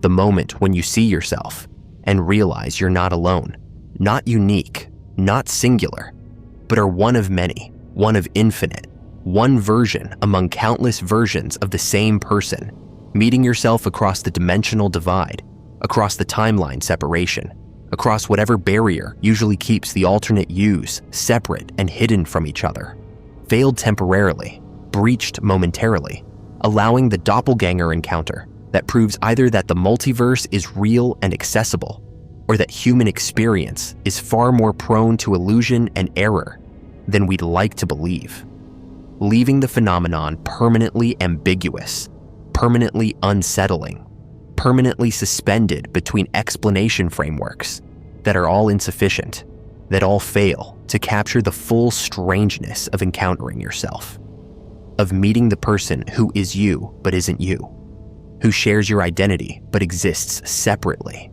who is doppelganger, double, alternate self, timeline variant, quantum duplicate, or merely stranger who looks like you, depending on what you believe, what you experience, what you discover when you encounter yourself, and have to decide in that moment whether you're meeting yourself from another world, or whether you're hallucinating, or whether you're simply seeing a look-alike, and your brain is constructing significance from coincidence, leaving the doppelganger phenomenon as permanent mystery, permanent challenge to singular identity, permanent suggestion that the you reading this might not be the only you, might be one of many, might someday encounter another, and when you do, you'll have to decide what it means, who they are, who you are in relation to them, whether you're meeting yourself or meeting a stranger, whether. Identity is singular or plural, whether you're alone in your selfhood, or whether infinite versions of you exist across infinite timelines, occasionally glimpsing each other through dimensional cracks, through quantum overlaps, through doppelganger encounters that reveal. The multiverse is not theoretical, but actual, not abstract, but personal, not impossible, but merely rare, waiting for the moment when you turn a corner and see yourself walking toward you. When you look up and catch your own eyes looking back, when you encounter the doppelganger and discover whether they're you from another timeline or whether they're something else entirely, something the theories haven't accounted for, something stranger than parallel selves, something that makes the doppelganger phenomenon not quantum mechanics and not hallucination, but something we lack frameworks to understand, something that exists in the gaps between our explanations, between our physics and our psychology, between the possible and the impossible, where doppelgangers live, where alternate selves wait, where encounters happen that challenge everything we believe about identity and uniqueness, and the singular nature of the self that might be more plural than we've ever imagined, more distributed than we've ever acknowledged, more strange than any theory has yet managed to capture. The expressionless, the woman who wasn't human. In June of 1972, a woman was brought into the emergency room of Cedars-Sinai Hospital in Los Angeles. That's how the story begins, unremarkable enough. Another patient arriving for treatment in a busy urban hospital on a summer night. But the staff who encountered her that evening would carry the memory for the rest of their lives, and some would refuse to ever speak about it again. The woman was wearing a blood-stained white gown, the kind patients wear during procedures, though no one knew which hospital it had come from, or how she'd gotten to the street where paramedics found her wandering. Her presence alone wasn't unusual. What made the staff's blood run cold was her face, or rather what she did with her face. She didn't blink, not once, not during the entire encounter. Her expression remained completely, utterly frozen, as if her facial muscles had been paralyzed, or as if whatever was wearing that body didn't understand how human faces were supposed to work. The paramedics who brought her in reported something was wrong from the moment they made contact. She had been standing motionless in the middle of an intersection, cars swerving around her, drivers honking and shouting, but she didn't react to any of it. When they approached and asked if she needed help, she turned toward them with mechanical precision, her entire body rotating as a single unit rather than just her head. Her eyes locked onto them, but there was nothing behind them, no recognition, no fear, no emotion of any kind. Just a terrible emptiness that made them want to step back, even as their training pushed them forward. She didn't speak, didn't resist when they guided her to the ambulance, didn't respond to their questions during the drive. She simply sat, staring forward, that frozen expression never changing, her chest rising and falling in breath, but nothing else moving, nothing else suggesting life as they understood it. The emergency room was crowded that night, the usual chaos of trauma and illness, staff moving between patients with practiced efficiency. When the woman was wheeled in, something shifted in the atmosphere. People noticed her and then tried very hard not to look at her directly. There's something deeply disturbing about a human face that doesn't move, that doesn't perform the tiny unconscious adjustments we all make moment to moment. We blink to moisturize our eyes, to reset our vision, to respond to stimuli. We make micro expressions even when we think our faces are still. Our features shift with breathing, with thinking, with the simple act of being conscious. This woman did none of that. Her face was a mask, but the mask was flesh, and something looked out through eyes that didn't move, didn't track, didn't focus the way eyes should. A nurse approached to take her vitals and immediately felt the wrongness intensify. The woman's skin was cold, far colder than it should be for someone who'd been walking around outside in summer. Her pulse was there, but wrong, too slow and too regular, beating with mechanical precision, rather than the slight variations that characterize a living heart responding to breath and movement and nervous system fluctuations. When the nurse tried to ask basic questions, name, date of birth, medical history, the woman didn't respond at all. She simply stared, that expression locked in place, mouth slightly open but not moving, eyes fixed on something the nurse couldn't see or in a direction that didn't quite make sense given where she was looking. Then the smell hit. Several staff members reported it independently, describing it the same way, even though they were interviewed separately after the incident. It wasn't the smell of infection or decay or any medical condition they recognized. It was chemical, sterile, but wrong, like formaldehyde mixed with something else they couldn't identify. It seemed to come from the woman herself, from her breath or her skin, growing stronger the closer anyone got to her. One orderly later said it reminded him of a biology lab, of preserved specimens, of things that used to be alive but had been arrested in some intermediate state between life and death. The attending physician who examined her found nothing that made medical sense. Her pupils didn't respond to light. When he shone his pen light into them, they remained fixed and dilated, no constriction, no reaction at all. Her reflexes were absent. Tapping her knee produced no kick. Touching her cornea with a wisp of cotton, which should produce an automatic blink, resulted in nothing. It was as if the basic neurological responses that operate below conscious control simply weren't present. Yet she was breathing, her heart was beating, she maintained posture and muscle tone. She wasn't comatose or brain dead. She was awake in some sense, present in some way, but operating according to rules that didn't match human physiology. While the physician was conducting his examination, puzzled and increasingly disturbed, the woman moved. Not gradually, not with the natural flow of human motion, but instantaneously, the way an image changes when a video skips frames. One moment, she was sitting still. The next moment, she was standing, though no one saw her transition between the two positions. Staff members who witnessed it couldn't explain what they'd seen, couldn't reconcile the movement with their understanding of how bodies work in space. She had been here, then she was there, and the in-between seemed to be missing. She began walking toward the exit, her gait wrong in ways that were hard to articulate.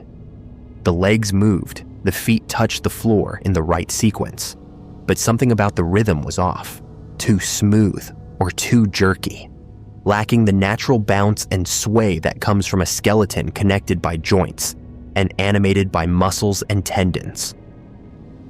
A security guard moved to intercept her, to guide her back to the examination area, since she hadn't been cleared to leave.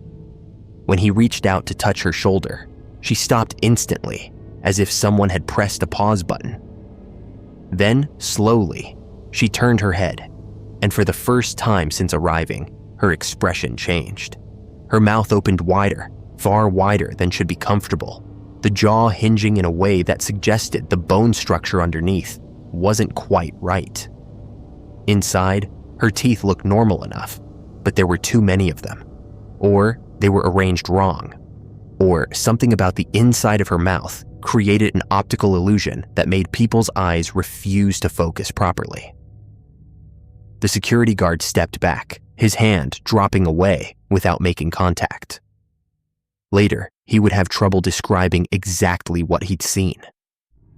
The memory felt slippery, as if his brain didn't want to retain it, as if the image of that opened mouth and whatever was inside it violated something fundamental about his understanding of reality.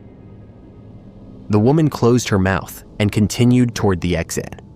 Staff members parted for her, no one quite willing to physically restrain her, some instinct warning them that touching this thing would be a terrible mistake. She moved through the emergency room doors and into the night.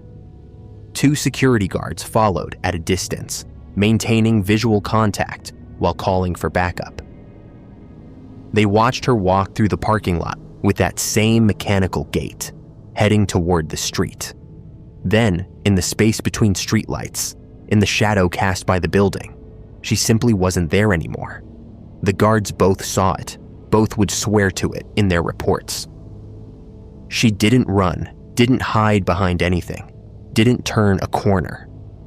She was walking, visible in their sight, and then the darkness seemed to fold around her and she was gone, as if she'd stepped through a door only she could see. Hospital administration tried to handle the incident quietly. There was no record of her admission in the system. The paperwork the paramedics had initiated disappeared. Staff members were told in unclear terms not to discuss what they'd seen, not with other hospitals, not with the police, not with anyone outside the facility. Most complied, not because they were ordered to, but because they didn't want to revisit what had happened, didn't want to think too carefully about what that woman might have been. A few spoke years later, anonymously, their accounts collected by researchers interested in unexplained phenomena. The details they provided were disturbingly consistent, despite having no contact with each other since the incident. The paramedics who picked her up tried to find where she'd come from. The intersection where they found her was residential, no hospitals nearby, no medical facilities that would explain the gown she wore. They canvassed the area, asking if anyone had seen her before that night. No one had. It was as if she'd materialized in that intersection with no history, no origin point, no trail leading backward to explain her presence. Checking with other hospitals about missing patients yielded nothing. No facility reported anyone matching her description walking away from treatment or escaping from psychiatric care.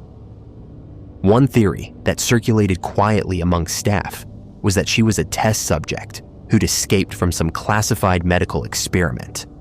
Los Angeles had military facilities, research laboratories, places where things happened that weren't made public. Maybe she was a victim of some procedure that had gone wrong, some treatment that had altered her in ways that made her seem less than human. The blood on her gown suggested injury or surgery. The chemical smell suggested exposure to preservatives or experimental compounds. Her complete lack of affect and bizarre movements could result from neurological damage or psychological trauma so profound that her mind had fractured. But this theory required believing that whatever facility she came from had allowed her to escape and then made no effort to retrieve her, had left no trace in their communications or missing person reports, had simply written her off despite representing what must have been significant investment in whatever they were doing to her. The alternative explanations were worse, that she wasn't human at all, but something wearing human form imperfectly, getting the details almost right, but missing the subtle elements that make us recognize each other as living beings. That she was a puppet operated by intelligence that didn't fully understand the body it was controlling, animating it according to rules that didn't match our physics or our biology. That she had been human once, but had become something else, something that existed in the space between life and death, preserved and mobile, but no longer alive in any meaningful sense. Every explanation led to implications that were deeply disturbing, Questions about what kinds of things might walk among us, unrecognized. What purposes they might serve. What it means that they can disappear so completely when observed. In the years since, other stories have surfaced of similar encounters. A patient in a Chicago hospital in the 80s. A woman found wandering in Seattle in the 90s. Isolated incidents separated by time and geography, but sharing core details. The expressionless face, the mechanical movements, the sense that something is looking out through human eyes without understanding how to properly animate the features, the chemical smell, the sudden disappearance. These reports are anecdotal, unverified, passed through internet forums and paranormal discussion boards, where truth and fiction mix freely. They could all be variants of an urban legend, a story that resonates because it taps into primal fears about recognition and invasion, about things that look like us but aren't, about the possibility that the face we see might not match what's underneath. But the 1972 incident at Cedars-Sinai involved multiple trained witnesses, medical professionals who understood physiology and psychology, people whose job was to remain calm in the face of injury and death. What they encountered that night violated their professional knowledge and their personal sense of reality.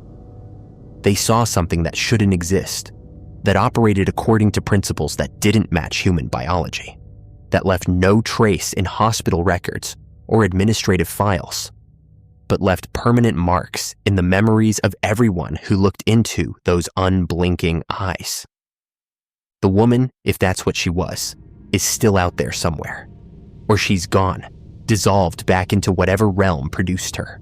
Or she never existed at all outside the collective trauma response of overworked emergency room staff, experiencing something that had rational explanation but seemed impossible in the moment. The story persists because it speaks to something we recognize instinctively, that awareness we all have, that we know what a human looks like, how humans move, how they respond and react. And when something appears that gets the details, almost right but not quite. When the face is wrong in ways we can sense but not articulate, when the movements violate the subtle patterns we've spent our entire lives unconsciously learning. Every instinct screams that we're looking at something that shouldn't be, something dangerous, something that walks in our shape but isn't us at all. The expressionless stands as a reminder that recognition can fail, that the familiar form might contain the utterly foreign, and that sometimes the scariest thing isn't what's hidden in darkness, but what stands directly in front of us, wearing a face that refuses to be quite human enough. The backrooms, infinite liminal spaces beyond reality. There's a place you can end up if you're unlucky enough to clip through reality at the wrong moment. If the membrane separating normal space from what lies beneath it suddenly fails.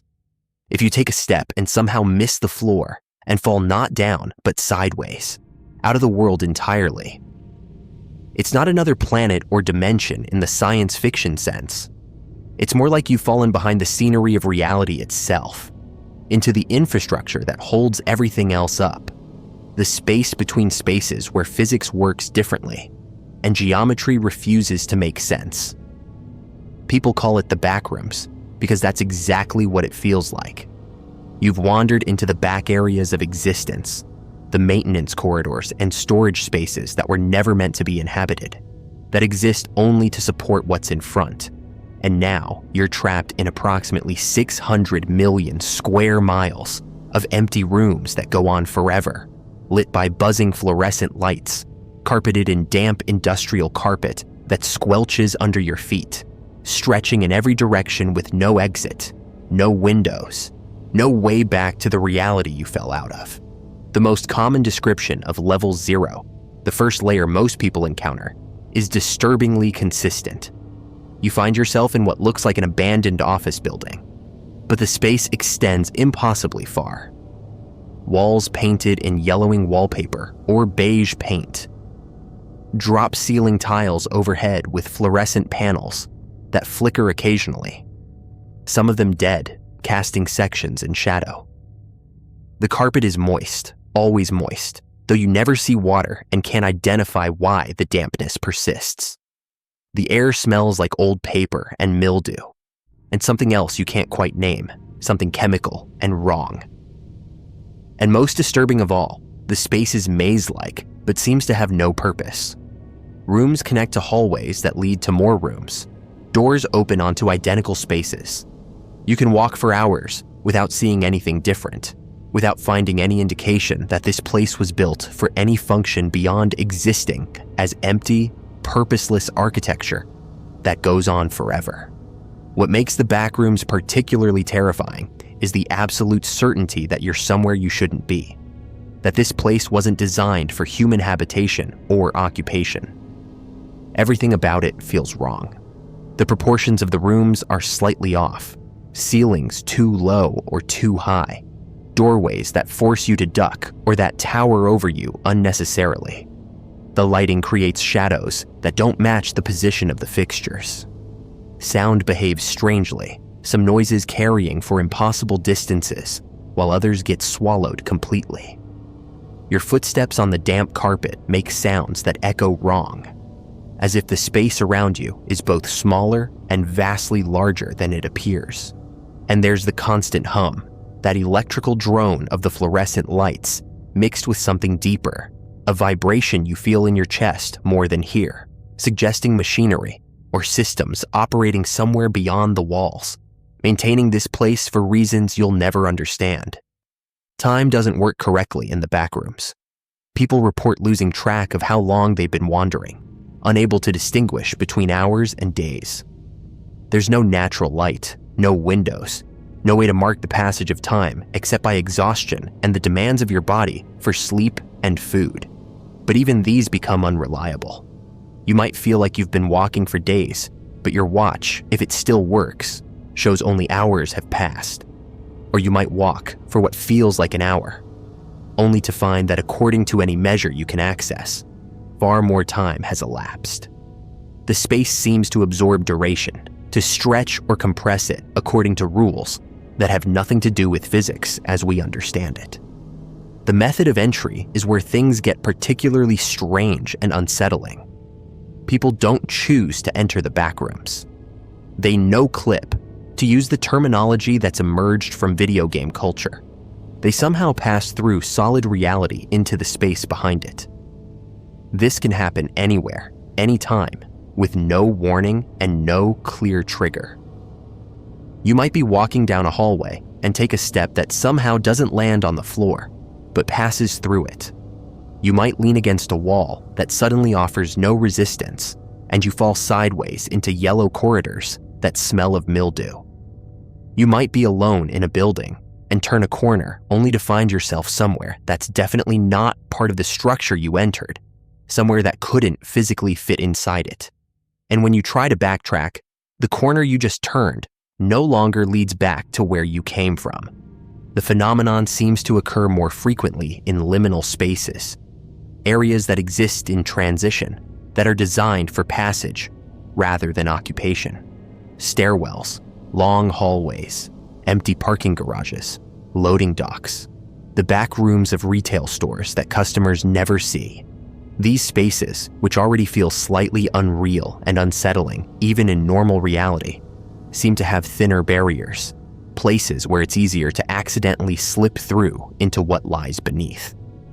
The liminal quality itself might be the vulnerability, as if spaces that exist only to connect other spaces don't have the same reality density, the same solid presence, as rooms and areas where people actually live and work and exist with intention. Once inside, navigation becomes a nightmare. The layout shifts or doesn't follow logical patterns. You can mark your path, leaving indicators to track where you've been, only to find yourself back in the same room, even though you swear you turned different directions. Some explorers report that the backrooms actively reconfigure, that walls and doorways move when you're not looking, that the maze changes its shape to keep you disoriented and lost. Others believe the space is simply so vast and repetitive that you can't effectively navigate it.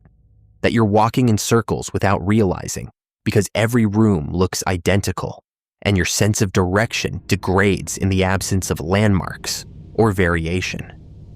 But level 0 is just the beginning. Those who survive long enough, who manage to avoid going insane from the isolation and repetition, report finding ways to descend or ascend to other levels, each with their own characteristics and dangers. Level 1 is described as darker, the lights functioning less reliably, areas plunged into shadow where you need alternative illumination. Level 2 becomes industrial, concrete tunnels, and metal pipes, the sound of water dripping or rushing behind walls.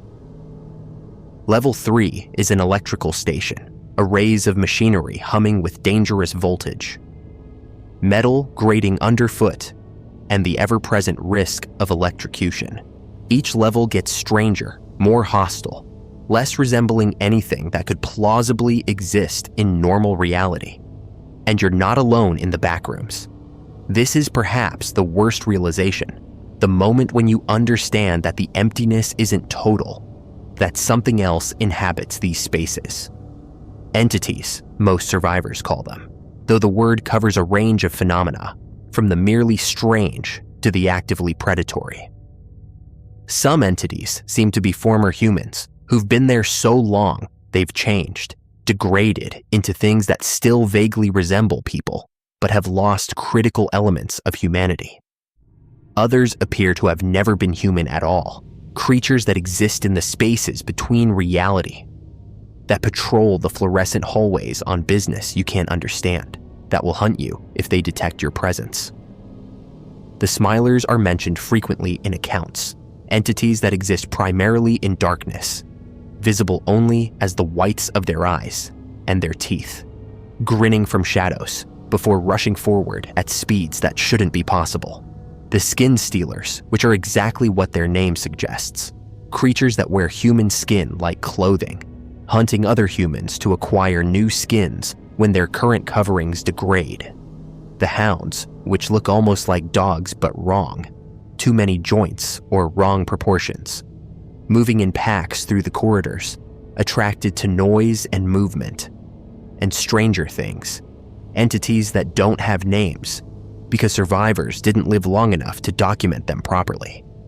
Things glimpsed in peripheral vision or heard moving in adjacent rooms. Threats that never fully manifest, but whose presence is undeniable. The psychological toll of the backrooms might be worse than the physical danger. Absolute isolation in an environment that makes no sense, where you can't orient yourself, where every corridor looks identical and leads nowhere meaningful. The human mind requires stimulation, variation, social contact, purpose. The backrooms provide none of these. You wander endlessly through repetitive architecture under harsh fluorescent lighting. The hum of electricity and the squelch of damp carpet your only stimuli. Knowing that you're trapped in a space that extends far beyond what you could walk in a lifetime. With no map, no exit, no hope of rescue, because no one even knows where you are. People break. They curl up in corners and stop moving. They start talking to themselves or to entities that aren't there. They make elaborate rituals or rules that give them purpose even though the rules are meaningless.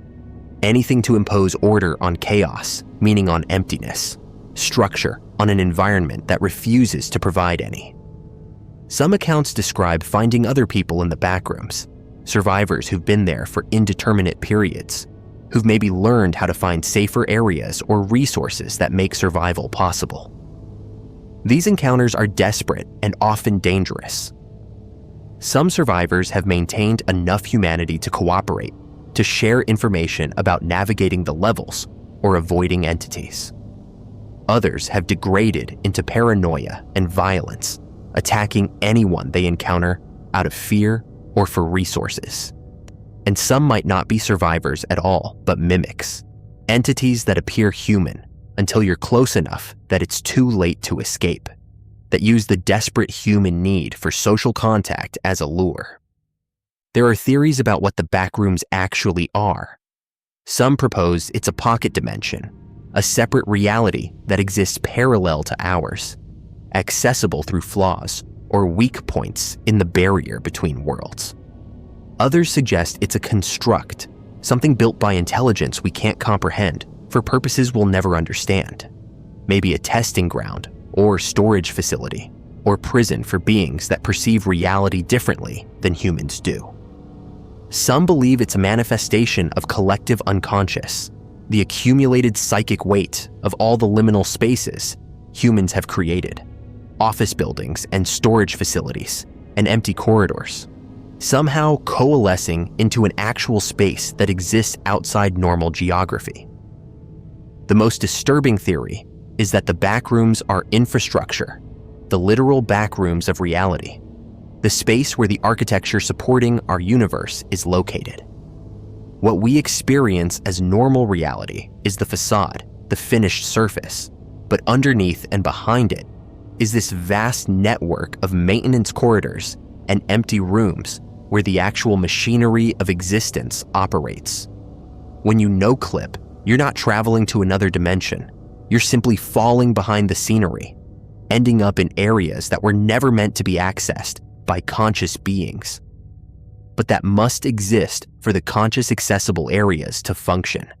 And if this is true, if the backrooms are fundamental infrastructure, then the entities inhabiting them might be maintenance workers or security systems, things that exist to keep the machinery running, that regard human intruders the way we'd regard a bug that somehow got inside a computer case, unwelcome, potentially damaging, to be removed or eliminated.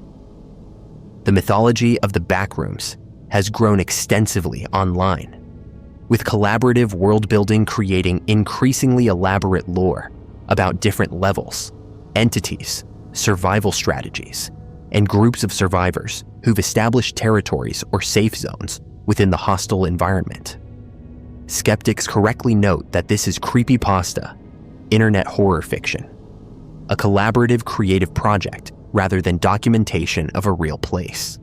The backrooms originated as a single image posted to a forum, a photograph of an empty room with yellow walls and fluorescent lighting that captured something unsettling about liminal architecture. And the mythology built from there, users contributing their own experiences and ideas until it became a vast shared universe of horror. But the reason the backrooms resonate so powerfully, the reason the concept spread so rapidly and inspired such extensive elaboration, is that it taps into something we all recognize. The feeling of being in a liminal space that exists only as transition between destinations. The uncanny unease of empty architecture that seems to serve no purpose. The nightmare logic of being trapped in a maze that won't let you leave, that reconfigures to keep you lost, where exhaustion and terror gradually erode your sanity. These are anxieties embedded deep in human consciousness, and the backrooms give them specific form and geography. There's also something about modern existence that the backrooms capture perfectly.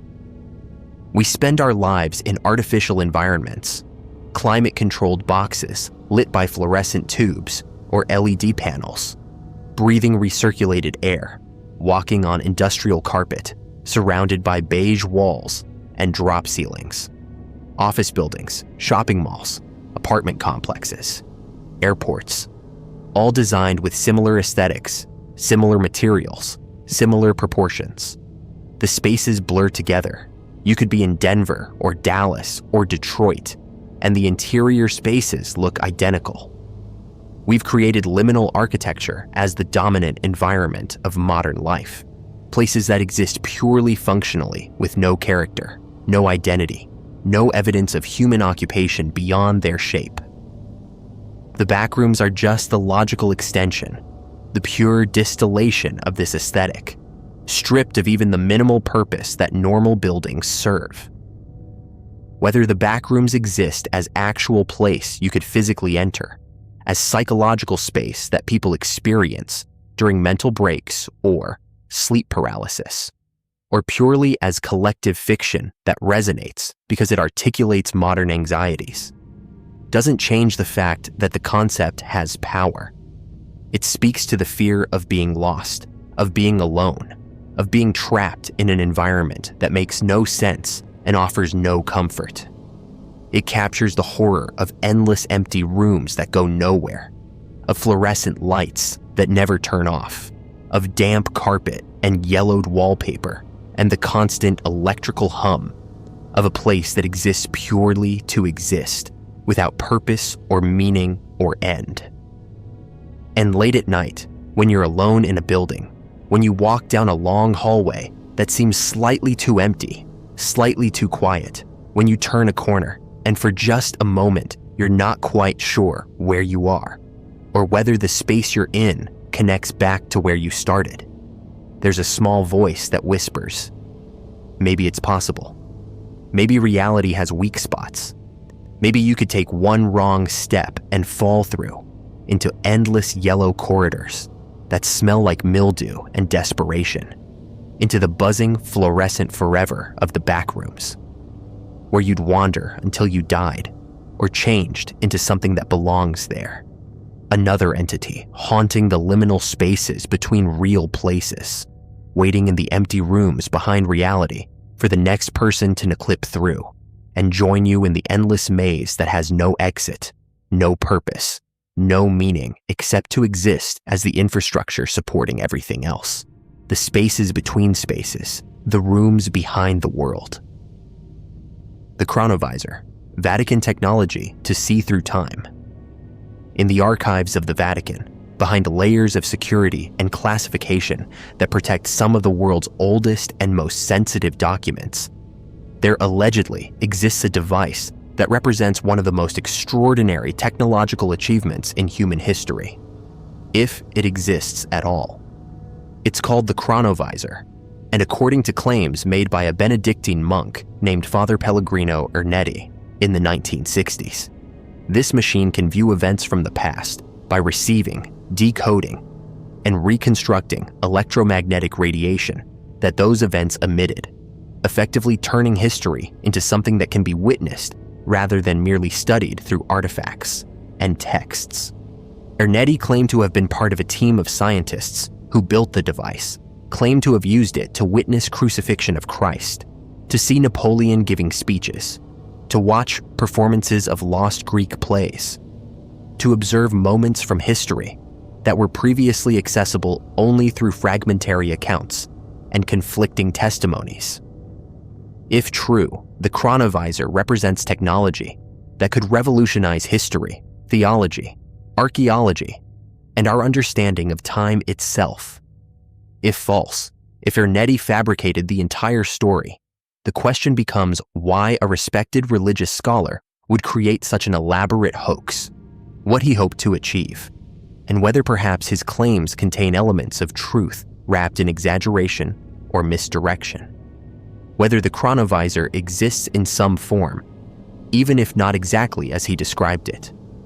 Whether the Vatican possesses capabilities related to temporal observation that remain classified for reasons that go beyond simple technological secrecy into territory involving faith, theology, and the profound disruptions that proof of past events would create if historical and religious narratives could be verified or contradicted through direct observation.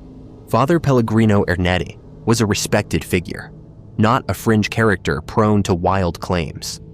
He was a scholar, a musician specializing in ancient music, an exorcist recognized by the church, and a person whose position and reputation would normally insulate him from accusations of fabrication or delusion. His claims about the Chronovisor emerged in interviews in the 1960s and 70s, described with specificity that suggested either genuine experience or remarkably detailed imagination. He claimed the device was built in the 1950s by a team that included Enrico Fermi, the renowned physicist, and Wernher von Braun, the rocket scientist, along with other scientists whose names Ernetti provided, but whose involvement has never been verified through independent sources.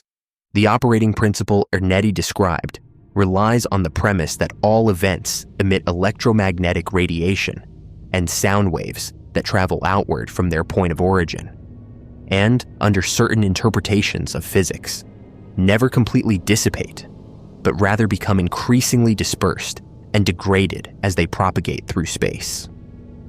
The chronovisor supposedly could locate, capture, and reconstruct these ancient radiations, bringing together the scattered photons and sound waves from historical events and reassembling them into coherent images and sounds that could be viewed and heard by operators. This would be extraordinarily sophisticated signal processing, requiring the ability to distinguish the specific radiation from a particular event from the overwhelming noise of all other radiation in the environment, to account for dispersion and interference across centuries, and to reconstruct from fragmentary data a viewable representation of what occurred. The theoretical possibility of such technology depends on interpretations of physics that aren't mainstream but aren't entirely impossible. If information is conserved in ways we don't fully understand, if the past creates imprints in space-time or in quantum fields that persist and could be accessed with sufficiently advanced sensors and processing, then something like the chronovisor might be achievable. But conventional physics suggests that electromagnetic radiation disperses according to inverse square law, meaning that signals from ancient events would be so attenuated and so mixed with cosmic background radiation and other sources that extracting usable information would be effectively impossible with any conceivable technology. Ernetti's most dramatic claim involved witnessing the crucifixion of Jesus Christ. He described the scene in detail, claimed to have witnessed the events of Good Friday, and said the experience had profound emotional and spiritual impact on him. He provided descriptions of Christ's appearance, the language spoken, details of the execution that he claimed matched historical understanding, but that he insisted came from direct observation through the chronovisor.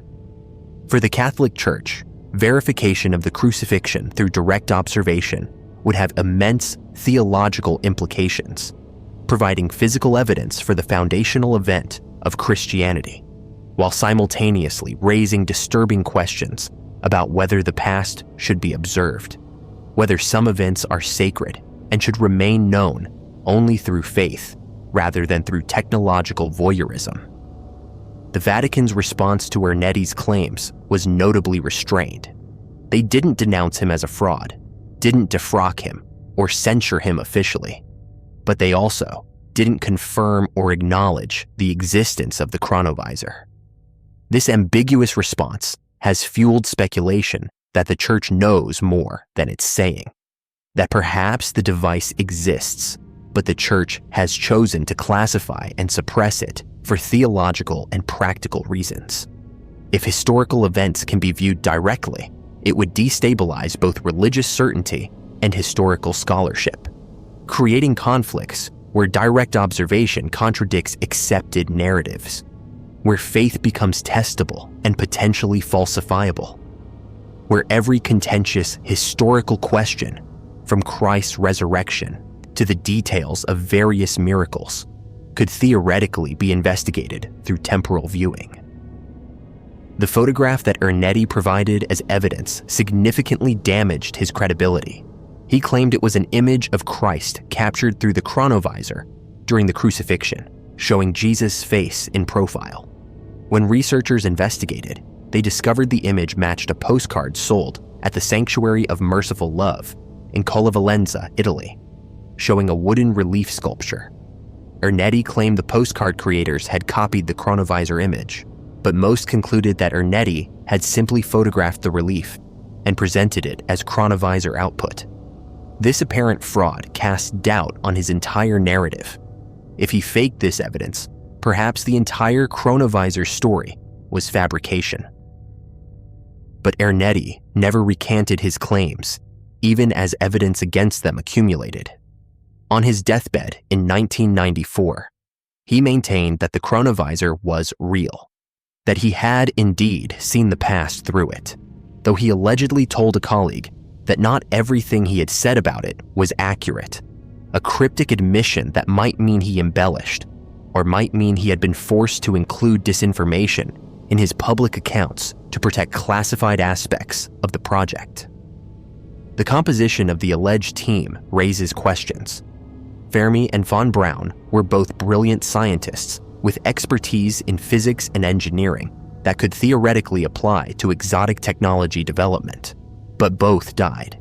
Fermi in 1954 and von Braun in 1977, with no public acknowledgement of involvement in temporal viewing technology.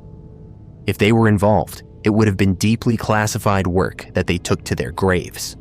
Or they were not involved, and Ernetti invoked their names to add credibility to a fabrication, knowing that the dead couldn't contradict him. The conspiracy theory that has developed around the chronovisor proposes several possibilities. Perhaps the device exists, but was found to be too dangerous or too disruptive to use or acknowledge. And Ernetti's public statements were designed to be partially discredited so that the existence of the actual technology could be hidden behind the facade of debunked claims. Perhaps it was built but didn't work as hoped, producing ambiguous images that couldn't be verified and that therefore couldn't serve any practical purpose.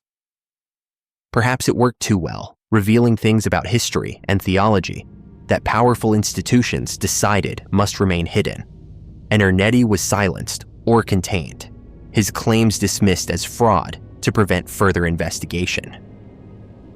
The Vatican secret archives contain countless documents and artifacts spanning 2 millennia, many of which remain classified and inaccessible to outside researchers. If the chronovisor exists, the archives would be the logical place to keep it, along with whatever records or observations the device produced. The Church's documented history of suppressing or controlling information it deems dangerous or premature for public knowledge makes it plausible that extraordinary technology could be kept secret if its existence conflicted with theological or political interests. The parallel to the Akashic records of esoteric tradition is worth noting. Various spiritual and mystical systems describe a cosmic library or field where all events and knowledge are stored and can be accessed by those with proper training or capability. The chronovisor would be the technological implementation of this concept, a device that accesses what mystical traditions claim to access through consciousness and spiritual practice. Whether these traditions are describing something real that Ernetti's team found a technological path to, or whether Ernetti was drawing on these traditions to create a plausible-sounding mechanism for his fabricated device, the conceptual overlap is significant. The ethical implications of temporal viewing technology are profound and largely unexplored in Ernetti's accounts. If the past can be viewed, questions of privacy, consent, and the sanctity of personal and historical moments become relevant. Do the dead have rights to privacy? Do sacred events lose their sacred character when they're reduced to observable phenomena? Does viewing the past change it through observer effects? Or is observation purely passive? If conflicts in historical understanding can be resolved through direct viewing, who decides what's viewed and what remains uncertain? Would religious faith survive if miracles could be verified or falsified through technological observation? The technology, if it exists, would have obvious intelligence and military applications beyond historical scholarship. Observing enemy planning in the recent past, verifying or contradicting testimony in legal proceedings, investigating unsolved crimes by viewing what actually occurred. The strategic value would be immense. This alone might justify keeping it classified, regardless of any theological concerns. A nation possessing working temporal viewing technology would have intelligence capabilities that eclipse any conventional espionage or surveillance, able to see what happened without needing infiltration or interception, limited only by the spatial resolution and temporal range of the device. The question of why Ernetti would fabricate such claims if the chronovisor doesn't exist produces various theories.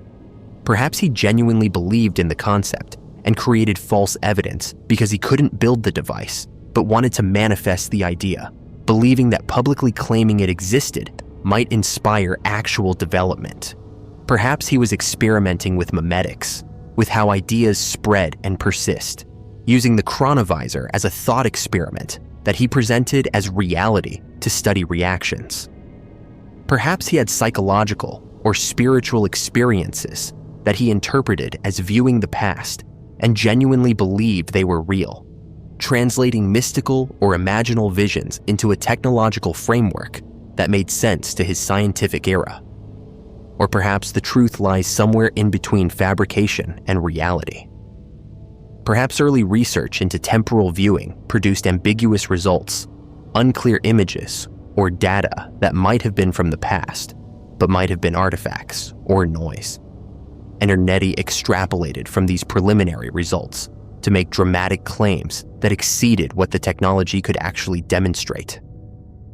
Perhaps he was part of research that was classified, and his public claims were cover stories or partial disclosures, mixing truth and disinformation in ways that would allow him to speak about his work while protecting its actual capabilities and status. The concept has entered popular culture and conspiracy theory as one of those persistent stories that can't be definitively disproven, because absence of evidence is an evidence of absence when dealing with allegedly classified technology.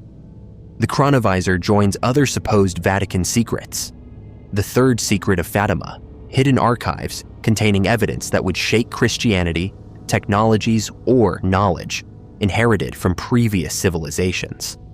As part of a narrative where the church possesses extraordinary information or capabilities that it keeps from the world for theological or political purposes.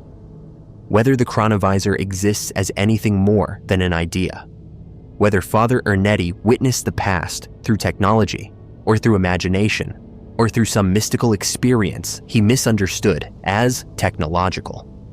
The concept endures because it addresses fundamental human desires to witness history directly, to resolve uncertainties, to see rather than to merely believe or deduce. The past is lost to us except through the fragmentary evidence it left behind. Artifacts, texts, effects that persisted. The possibility of directly observing what happened, of seeing history rather than reconstructing it, of knowing with certainty rather than probability, is powerfully appealing even as it raises troubling questions about whether some things should remain in the past, whether observation would contaminate or desecrate what it reveals, whether faith and historical interpretation serve purposes that direct knowledge would destroy. The chronovisor remains what it has been since Ernetti first described it, an unverified claim, an extraordinary assertion without extraordinary evidence, a story that could be complete fabrication or could be partial truth about technology that exists, but that remains hidden behind Vatican walls. Locked away in those secret archives where so much else that the church wants contained allegedly resides. Waiting perhaps for a future where humanity is ready to face what the past would reveal. If we could see it directly, if we could point a device at history and watch it unfold before our eyes, confirming or contradicting everything we've believed based on incomplete evidence and faith-based interpretations, making history something we witness rather than something we study, turning the past from a distant abstraction into something as observable as the present. If only we had the technology, if only someone would confirm it exists, if only the Vatican would unlock its archives and reveal what Father Pellegrino Ernetti really saw or didn't see, what he really built or didn't build, whether the chronovisor is technological marvel or elaborate hoax or something in between, that's more complicated than either simple acceptance or simple dismissal can capture, leaving us, as we've always been, left with claims about Vatican secrets, wondering, speculating, unable to prove or disprove, certain only that if such technology exists, if the past can be viewed and recorded and studied directly, the institutions that possess it have chosen not to share, have chosen to keep it hidden for reasons we can only guess at, reasons that might involve protecting faith, or protecting power, or protecting humanity from knowledge that we're not ready to process. Leaving the chronovisor as one more legend, one more rumor, one more story about technology too powerful to acknowledge, too dangerous to use, too important to destroy. Locked away where only a select few might access it, watching history unfold through a screen that bridges time itself, seeing what was, and perhaps, if the technology works in both directions as some theories propose, seeing what will be, making the Vatican not just the keeper of religious tradition, but potentially the keeper of humanity's entire timeline, past and future, visible through a device that most believe doesn't exist, but that some insist does, that Father Ernetti swore on his deathbed was real. That remains one of history's tantalizing mysteries. Did he see through time, or did he simply see what he wanted to see and convince himself it came from a device that never existed except in his imagination, giving us a legend that endures because we want it to be true, want to believe that somewhere, somehow, someone can see the past as it actually was, can witness history directly, can know with certainty what happened in moments that have vanished into time, leaving only the chronovisor claim, hovering between proven false and possibly true, a Schrodinger's device that exists and doesn't exist until someone opens the Vatican archives and shows us either the machine itself or the definitive proof that it was never anything more than one monk's remarkable imagination, one scholar's elaborate deception, or one mystic's genuine experience translated into scientific language that his era could understand, leaving the question unresolved, leaving the mystery intact, leaving us still wondering whether the Vatican can see through time and whether they've been watching history all along from their position outside it, recording, observing, knowing, while the rest of us struggle with fragments and faith and the permanent uncertainty of a past that refuses to reveal itself completely. No matter how much we dig or analyze or wish, we could simply watch what actually happened and know, finally know, what the truth is behind the legends, behind the texts, behind the centuries of history that we've reconstructed from pieces when perhaps, somewhere in Vatican City, there's a screen showing it all directly, showing the past as it was, making history into something that can be verified rather than debated. If only the chronovisor is real, if only it exists, if only Father Ernetti was telling the truth. The Leviathan, something massive moving under the ocean. The ocean covers more than 70% of Earth's surface, and we've explored approximately 5% of it. The remaining 95% remains as alien to us as the surface of another planet. A vast liquid realm where pressure reaches crushing extremes, where light cannot penetrate, where terrain includes mountains taller than Everest and trenches deeper than the atmosphere is high, where entire ecosystems function in complete darkness, sustained by volcanic heat rather than solar energy. In this unexplored frontier, sailors, researchers, and military personnel occasionally detect something that defies easy explanation. Sonar contacts that are too large, too fast, or too organized to be geological features. Signals that suggest biological activity on a scale that doesn't match any known species. Movements in the deep ocean that imply something massive and alive, something that has remained hidden in the abyss because we simply haven't looked deeply enough or carefully enough to discover it. They call it the Leviathan, invoking the biblical sea monster that represented chaos and the untamable power of the ocean. And whether it's a single creature of impossible size, a species of enormous deep-sea animals we haven't yet documented, or something else entirely, a phenomenon we're misinterpreting as biological when it might be geological or technological or something outside conventional categories. The evidence continues to accumulate that something massive moves through the ocean depths, something that sonar occasionally catches, something that leaves traces and effects that suggest presence without providing clear identification.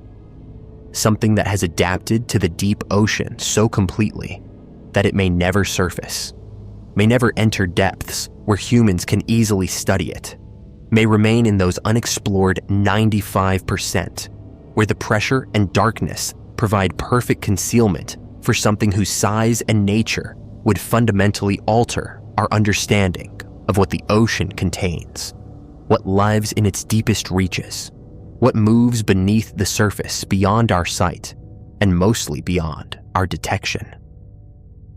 The evidence begins with sonar contacts, the pings and returns that submarines and surface vessels use to map underwater terrain and detect objects. Military submarines have occasionally tracked contacts that appear biological, objects that move with purpose rather than drifting with currents, that change depth and direction in ways that suggest agency, that appear on instruments as massive returns indicating something far larger than any known marine animal. These contacts are typically classified because submarine operations and capabilities are military secrets. But occasionally, personnel speak off the record about tracking something that shouldn't exist, something that was too big, that moved too deliberately, that disappeared into depths where following was impossible or dangerous, leaving the crew with the certain knowledge that they detected something, but with no ability to identify what it was, or to prove it existed to anyone who hadn't seen the sonar displays themselves. The bloop is the most famous acoustic detection associated with speculation about massive, unknown marine life.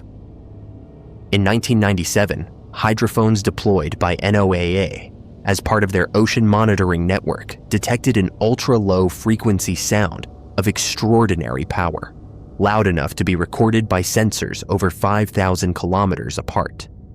The sound had characteristics consistent with biological origin.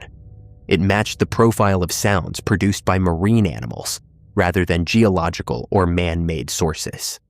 But its volume suggested a source far larger than any known animal, larger even than blue whales, which produce the loudest known biological sounds. NOAA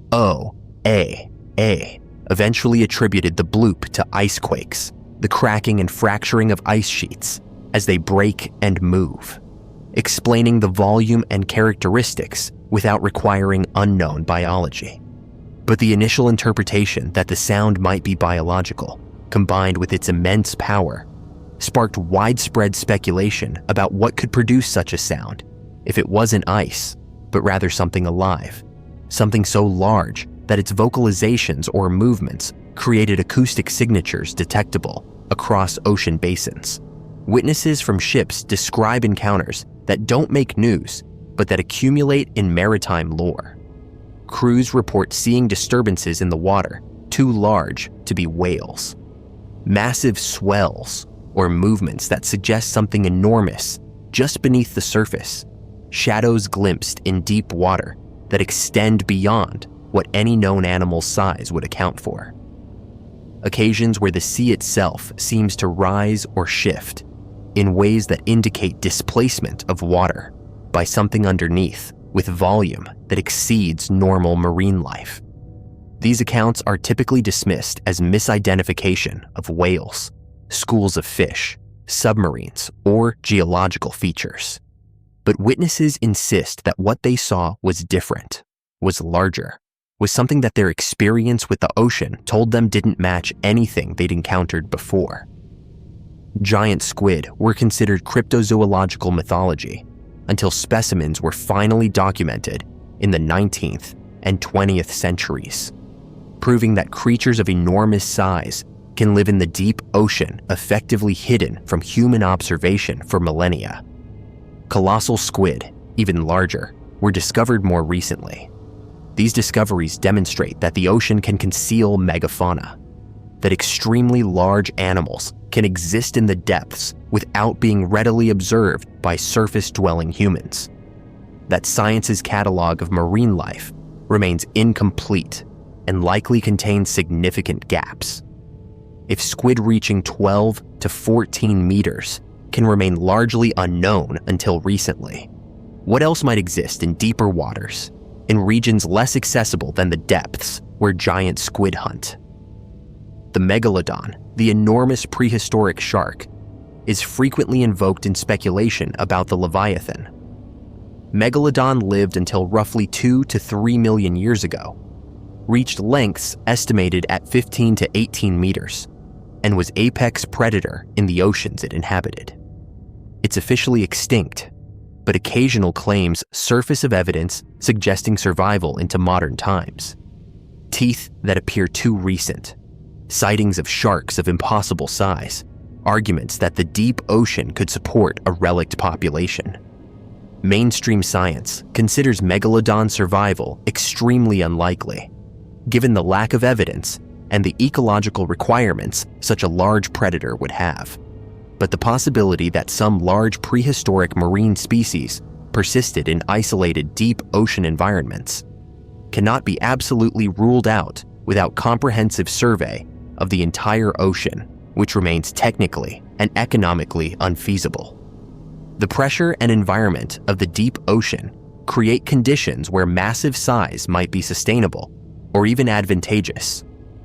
Deep-sea gigantism is documented in various taxa. Squid, isopods, and other creatures grow larger in deep ocean environments than their shallow water relatives. The mechanisms aren't fully understood, but might relate to metabolism, temperature, food scarcity, or other factors unique to the abyss. If something adapted specifically to the deepest oceanic environments, it might achieve sizes that shallow water or surface animals can't sustain, becoming truly massive while remaining in depths that humans rarely access and that conventional marine biology surveys don't reach. Military interest in ocean anomalies is documented but largely classified. Submarine operations depend on distinguishing contacts, on knowing what's natural, what's man-made, and what doesn't fit either category. Sonar operators are trained to identify sounds and returns, to categorize what they detect. When they encounter something that doesn't match training or experience, that appears biological but too large, or that moves in ways known animals don't, the information gets recorded and analyzed. Some of this analysis reaches scientific communities, but much remains classified either because revealing it would expose submarine capabilities or locations, or because what was detected is itself considered sensitive information that might have national security implications if foreign powers learned about whatever is in the ocean producing these contacts. The Ningen is a specific manifestation of the massive marine life legend. Reports primarily from Japanese whale research vessels operating in Antarctic waters. Crew members describe seeing enormous white creatures, roughly humanoid in shape but clearly marine, observed at distances and in conditions where details are unclear, but where the overall impression is of something very large and very strange, something that appears biological but whose form doesn't match known whales or other marine life. Photographs and video allegedly exist but remain ambiguous, showing pale shapes in dark water that could be ice, could be whales, or could be something else. The reports are dismissed as misidentification or hoax, but they fit into the broader pattern of witnesses encountering something in the ocean that they can't identify, that seems too large to be anything known, that leaves them with the certain impression they saw something science hasn't documented. Submarine canyons and deep ocean trenches provide habitat where large creatures could live without regular human observation. The Mariana Trench, the deepest point in the ocean, has been visited by humans only a handful of times. The Hadal Zone, depths below 6,000 meters, remains largely unexplored and represents enormous volume of habitat where biological adaptations to extreme pressure would be required, but where, once adapted, creatures might grow to sizes that can't be supported in shallower waters. If the Leviathan exists, these trenches and canyons would be logical habitat, deep enough to avoid most human activity, extreme enough that special adaptations would be required that most marine biologists wouldn't expect or look for. Vast enough that a population of large creatures could persist without regular detection. The biomechanics of extremely large marine animals are theoretically challenging, but not impossible. Water provides buoyancy that reduces the structural requirements compared to land animals, allowing larger sizes than terrestrial creatures can achieve. The largest known animals, blue whales, already demonstrate that marine environments can support sizes exceeding anything that can exist on land. If conditions and evolutionary pressures favored even larger size, particularly in deep water, where pressure and temperature create different physical parameters than surface water. Creatures larger than blue whales might theoretically exist, though they'd require enormous food resources and would face challenges in terms of reproduction, oxygen acquisition, and temperature regulation that would need novel adaptations. The conspiracy angle suggests military and governments know more than they publicly acknowledge about what exists in the ocean, that detection systems more sophisticated than publicly available technology have mapped and tracked large unknown contacts. That decisions have been made not to disclose because the information would cause economic disruption to fishing and shipping, would raise questions about ocean resource exploitation, or would reveal capabilities and operations that remain classified. If something massive does live in the ocean, international cooperation would be needed to study or protect it, which creates diplomatic and legal complexities that might motivate suppression of information until proper frameworks can be established. The question of whether the Leviathan is a single individual, a species, or multiple separate phenomena being grouped under one label affects interpretation significantly. A single enormous creature would raise questions about its lifespan, its origin, how it came to be unique, and what happens when it dies. A breeding population would require ecological analysis of what sustains them, how many exist, what their range is, and why they've avoided documentation. If multiple separate phenomena are being called Leviathan, a combination of large unknown species, geological processes, submarine activities, and misidentifications, then there's no single thing to discover, just a collection of ocean mysteries that share the characteristic of being larger than expected and difficult to identify. The psychological dimension involves how humans process the ocean and its mysteries. The deep ocean is genuinely alien, genuinely unexplored, genuinely capable of concealing things we haven't imagined. The vastness and inaccessibility create mental space where projection and speculation flourish, where the fact that we don't know what's there allows us to populate it with monsters, with impossible creatures, with things that exceed the bounds of known biology. The Leviathan might be as much about human relationship with the unknown as about any actual creature, a symbol of what remains beyond our control and understanding. A reminder that even on Earth, there are frontiers we haven't conquered and that might contain things we aren't prepared to encounter. Whether the Leviathan exists as biological entity, as multiple species of large undiscovered animals, as phenomenon we're misinterpreting, or purely as legend and misidentification, the concept endures because the ocean genuinely could conceal it. The unexplored 95%, the extreme depths, the vast volume of water, all provide plausible habitat for something that science hasn't documented. Until comprehensive survey of the entire ocean floor and all its depths is completed, an undertaking that would require resources and technology that don't currently exist, the possibility remains that something massive lives down there, something that moves through the abyss where we can't follow, something that occasionally brushes against our detection systems and leaves us wondering what we glimpsed in sonar, or in deep water, what massive presence created that displacement or that acoustic signature. What still lurks in the ocean that would fundamentally change our understanding of marine life if we could finally document it completely?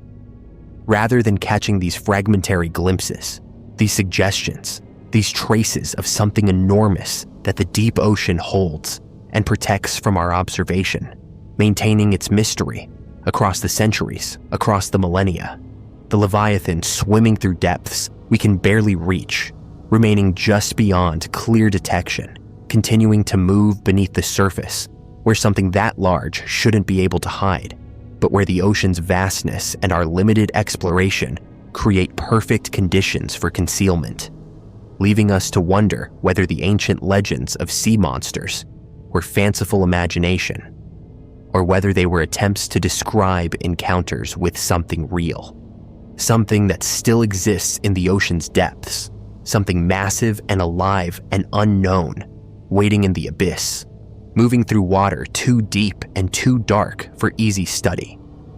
The Leviathan that science hasn't confirmed but can't definitively rule out.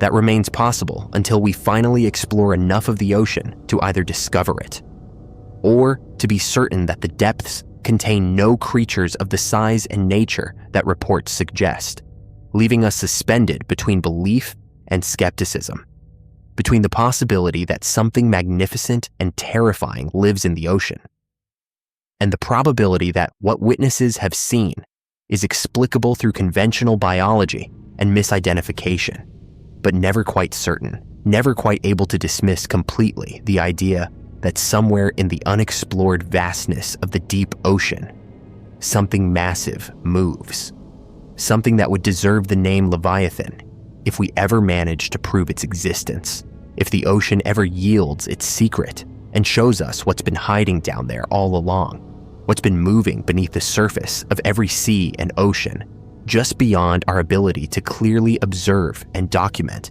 and understand.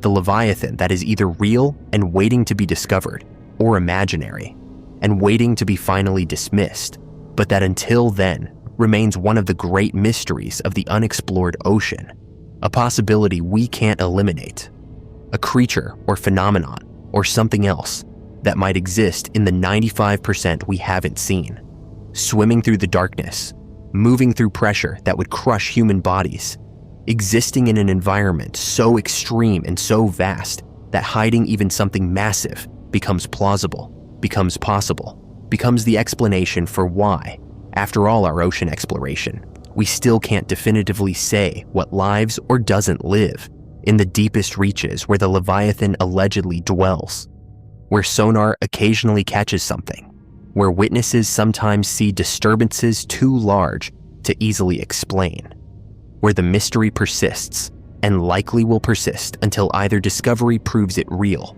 or exhaustive survey proves it false, leaving the Leviathan as it has always been, something that might exist, something massive moving under the ocean, something that captures imagination precisely because it remains unproven and unprovable, residing in that space of possibility where legends live until evidence either kills them or confirms them. And the Leviathan, swimming in the abyss, remains alive as legend because the ocean is large enough to hide it, deep enough to conceal it, unexplored enough to make its existence plausible despite our skepticism, despite our science, despite our certainty that we would have found something that large by now if it existed, a certainty that the ocean's unexplored 95% quietly contradicts.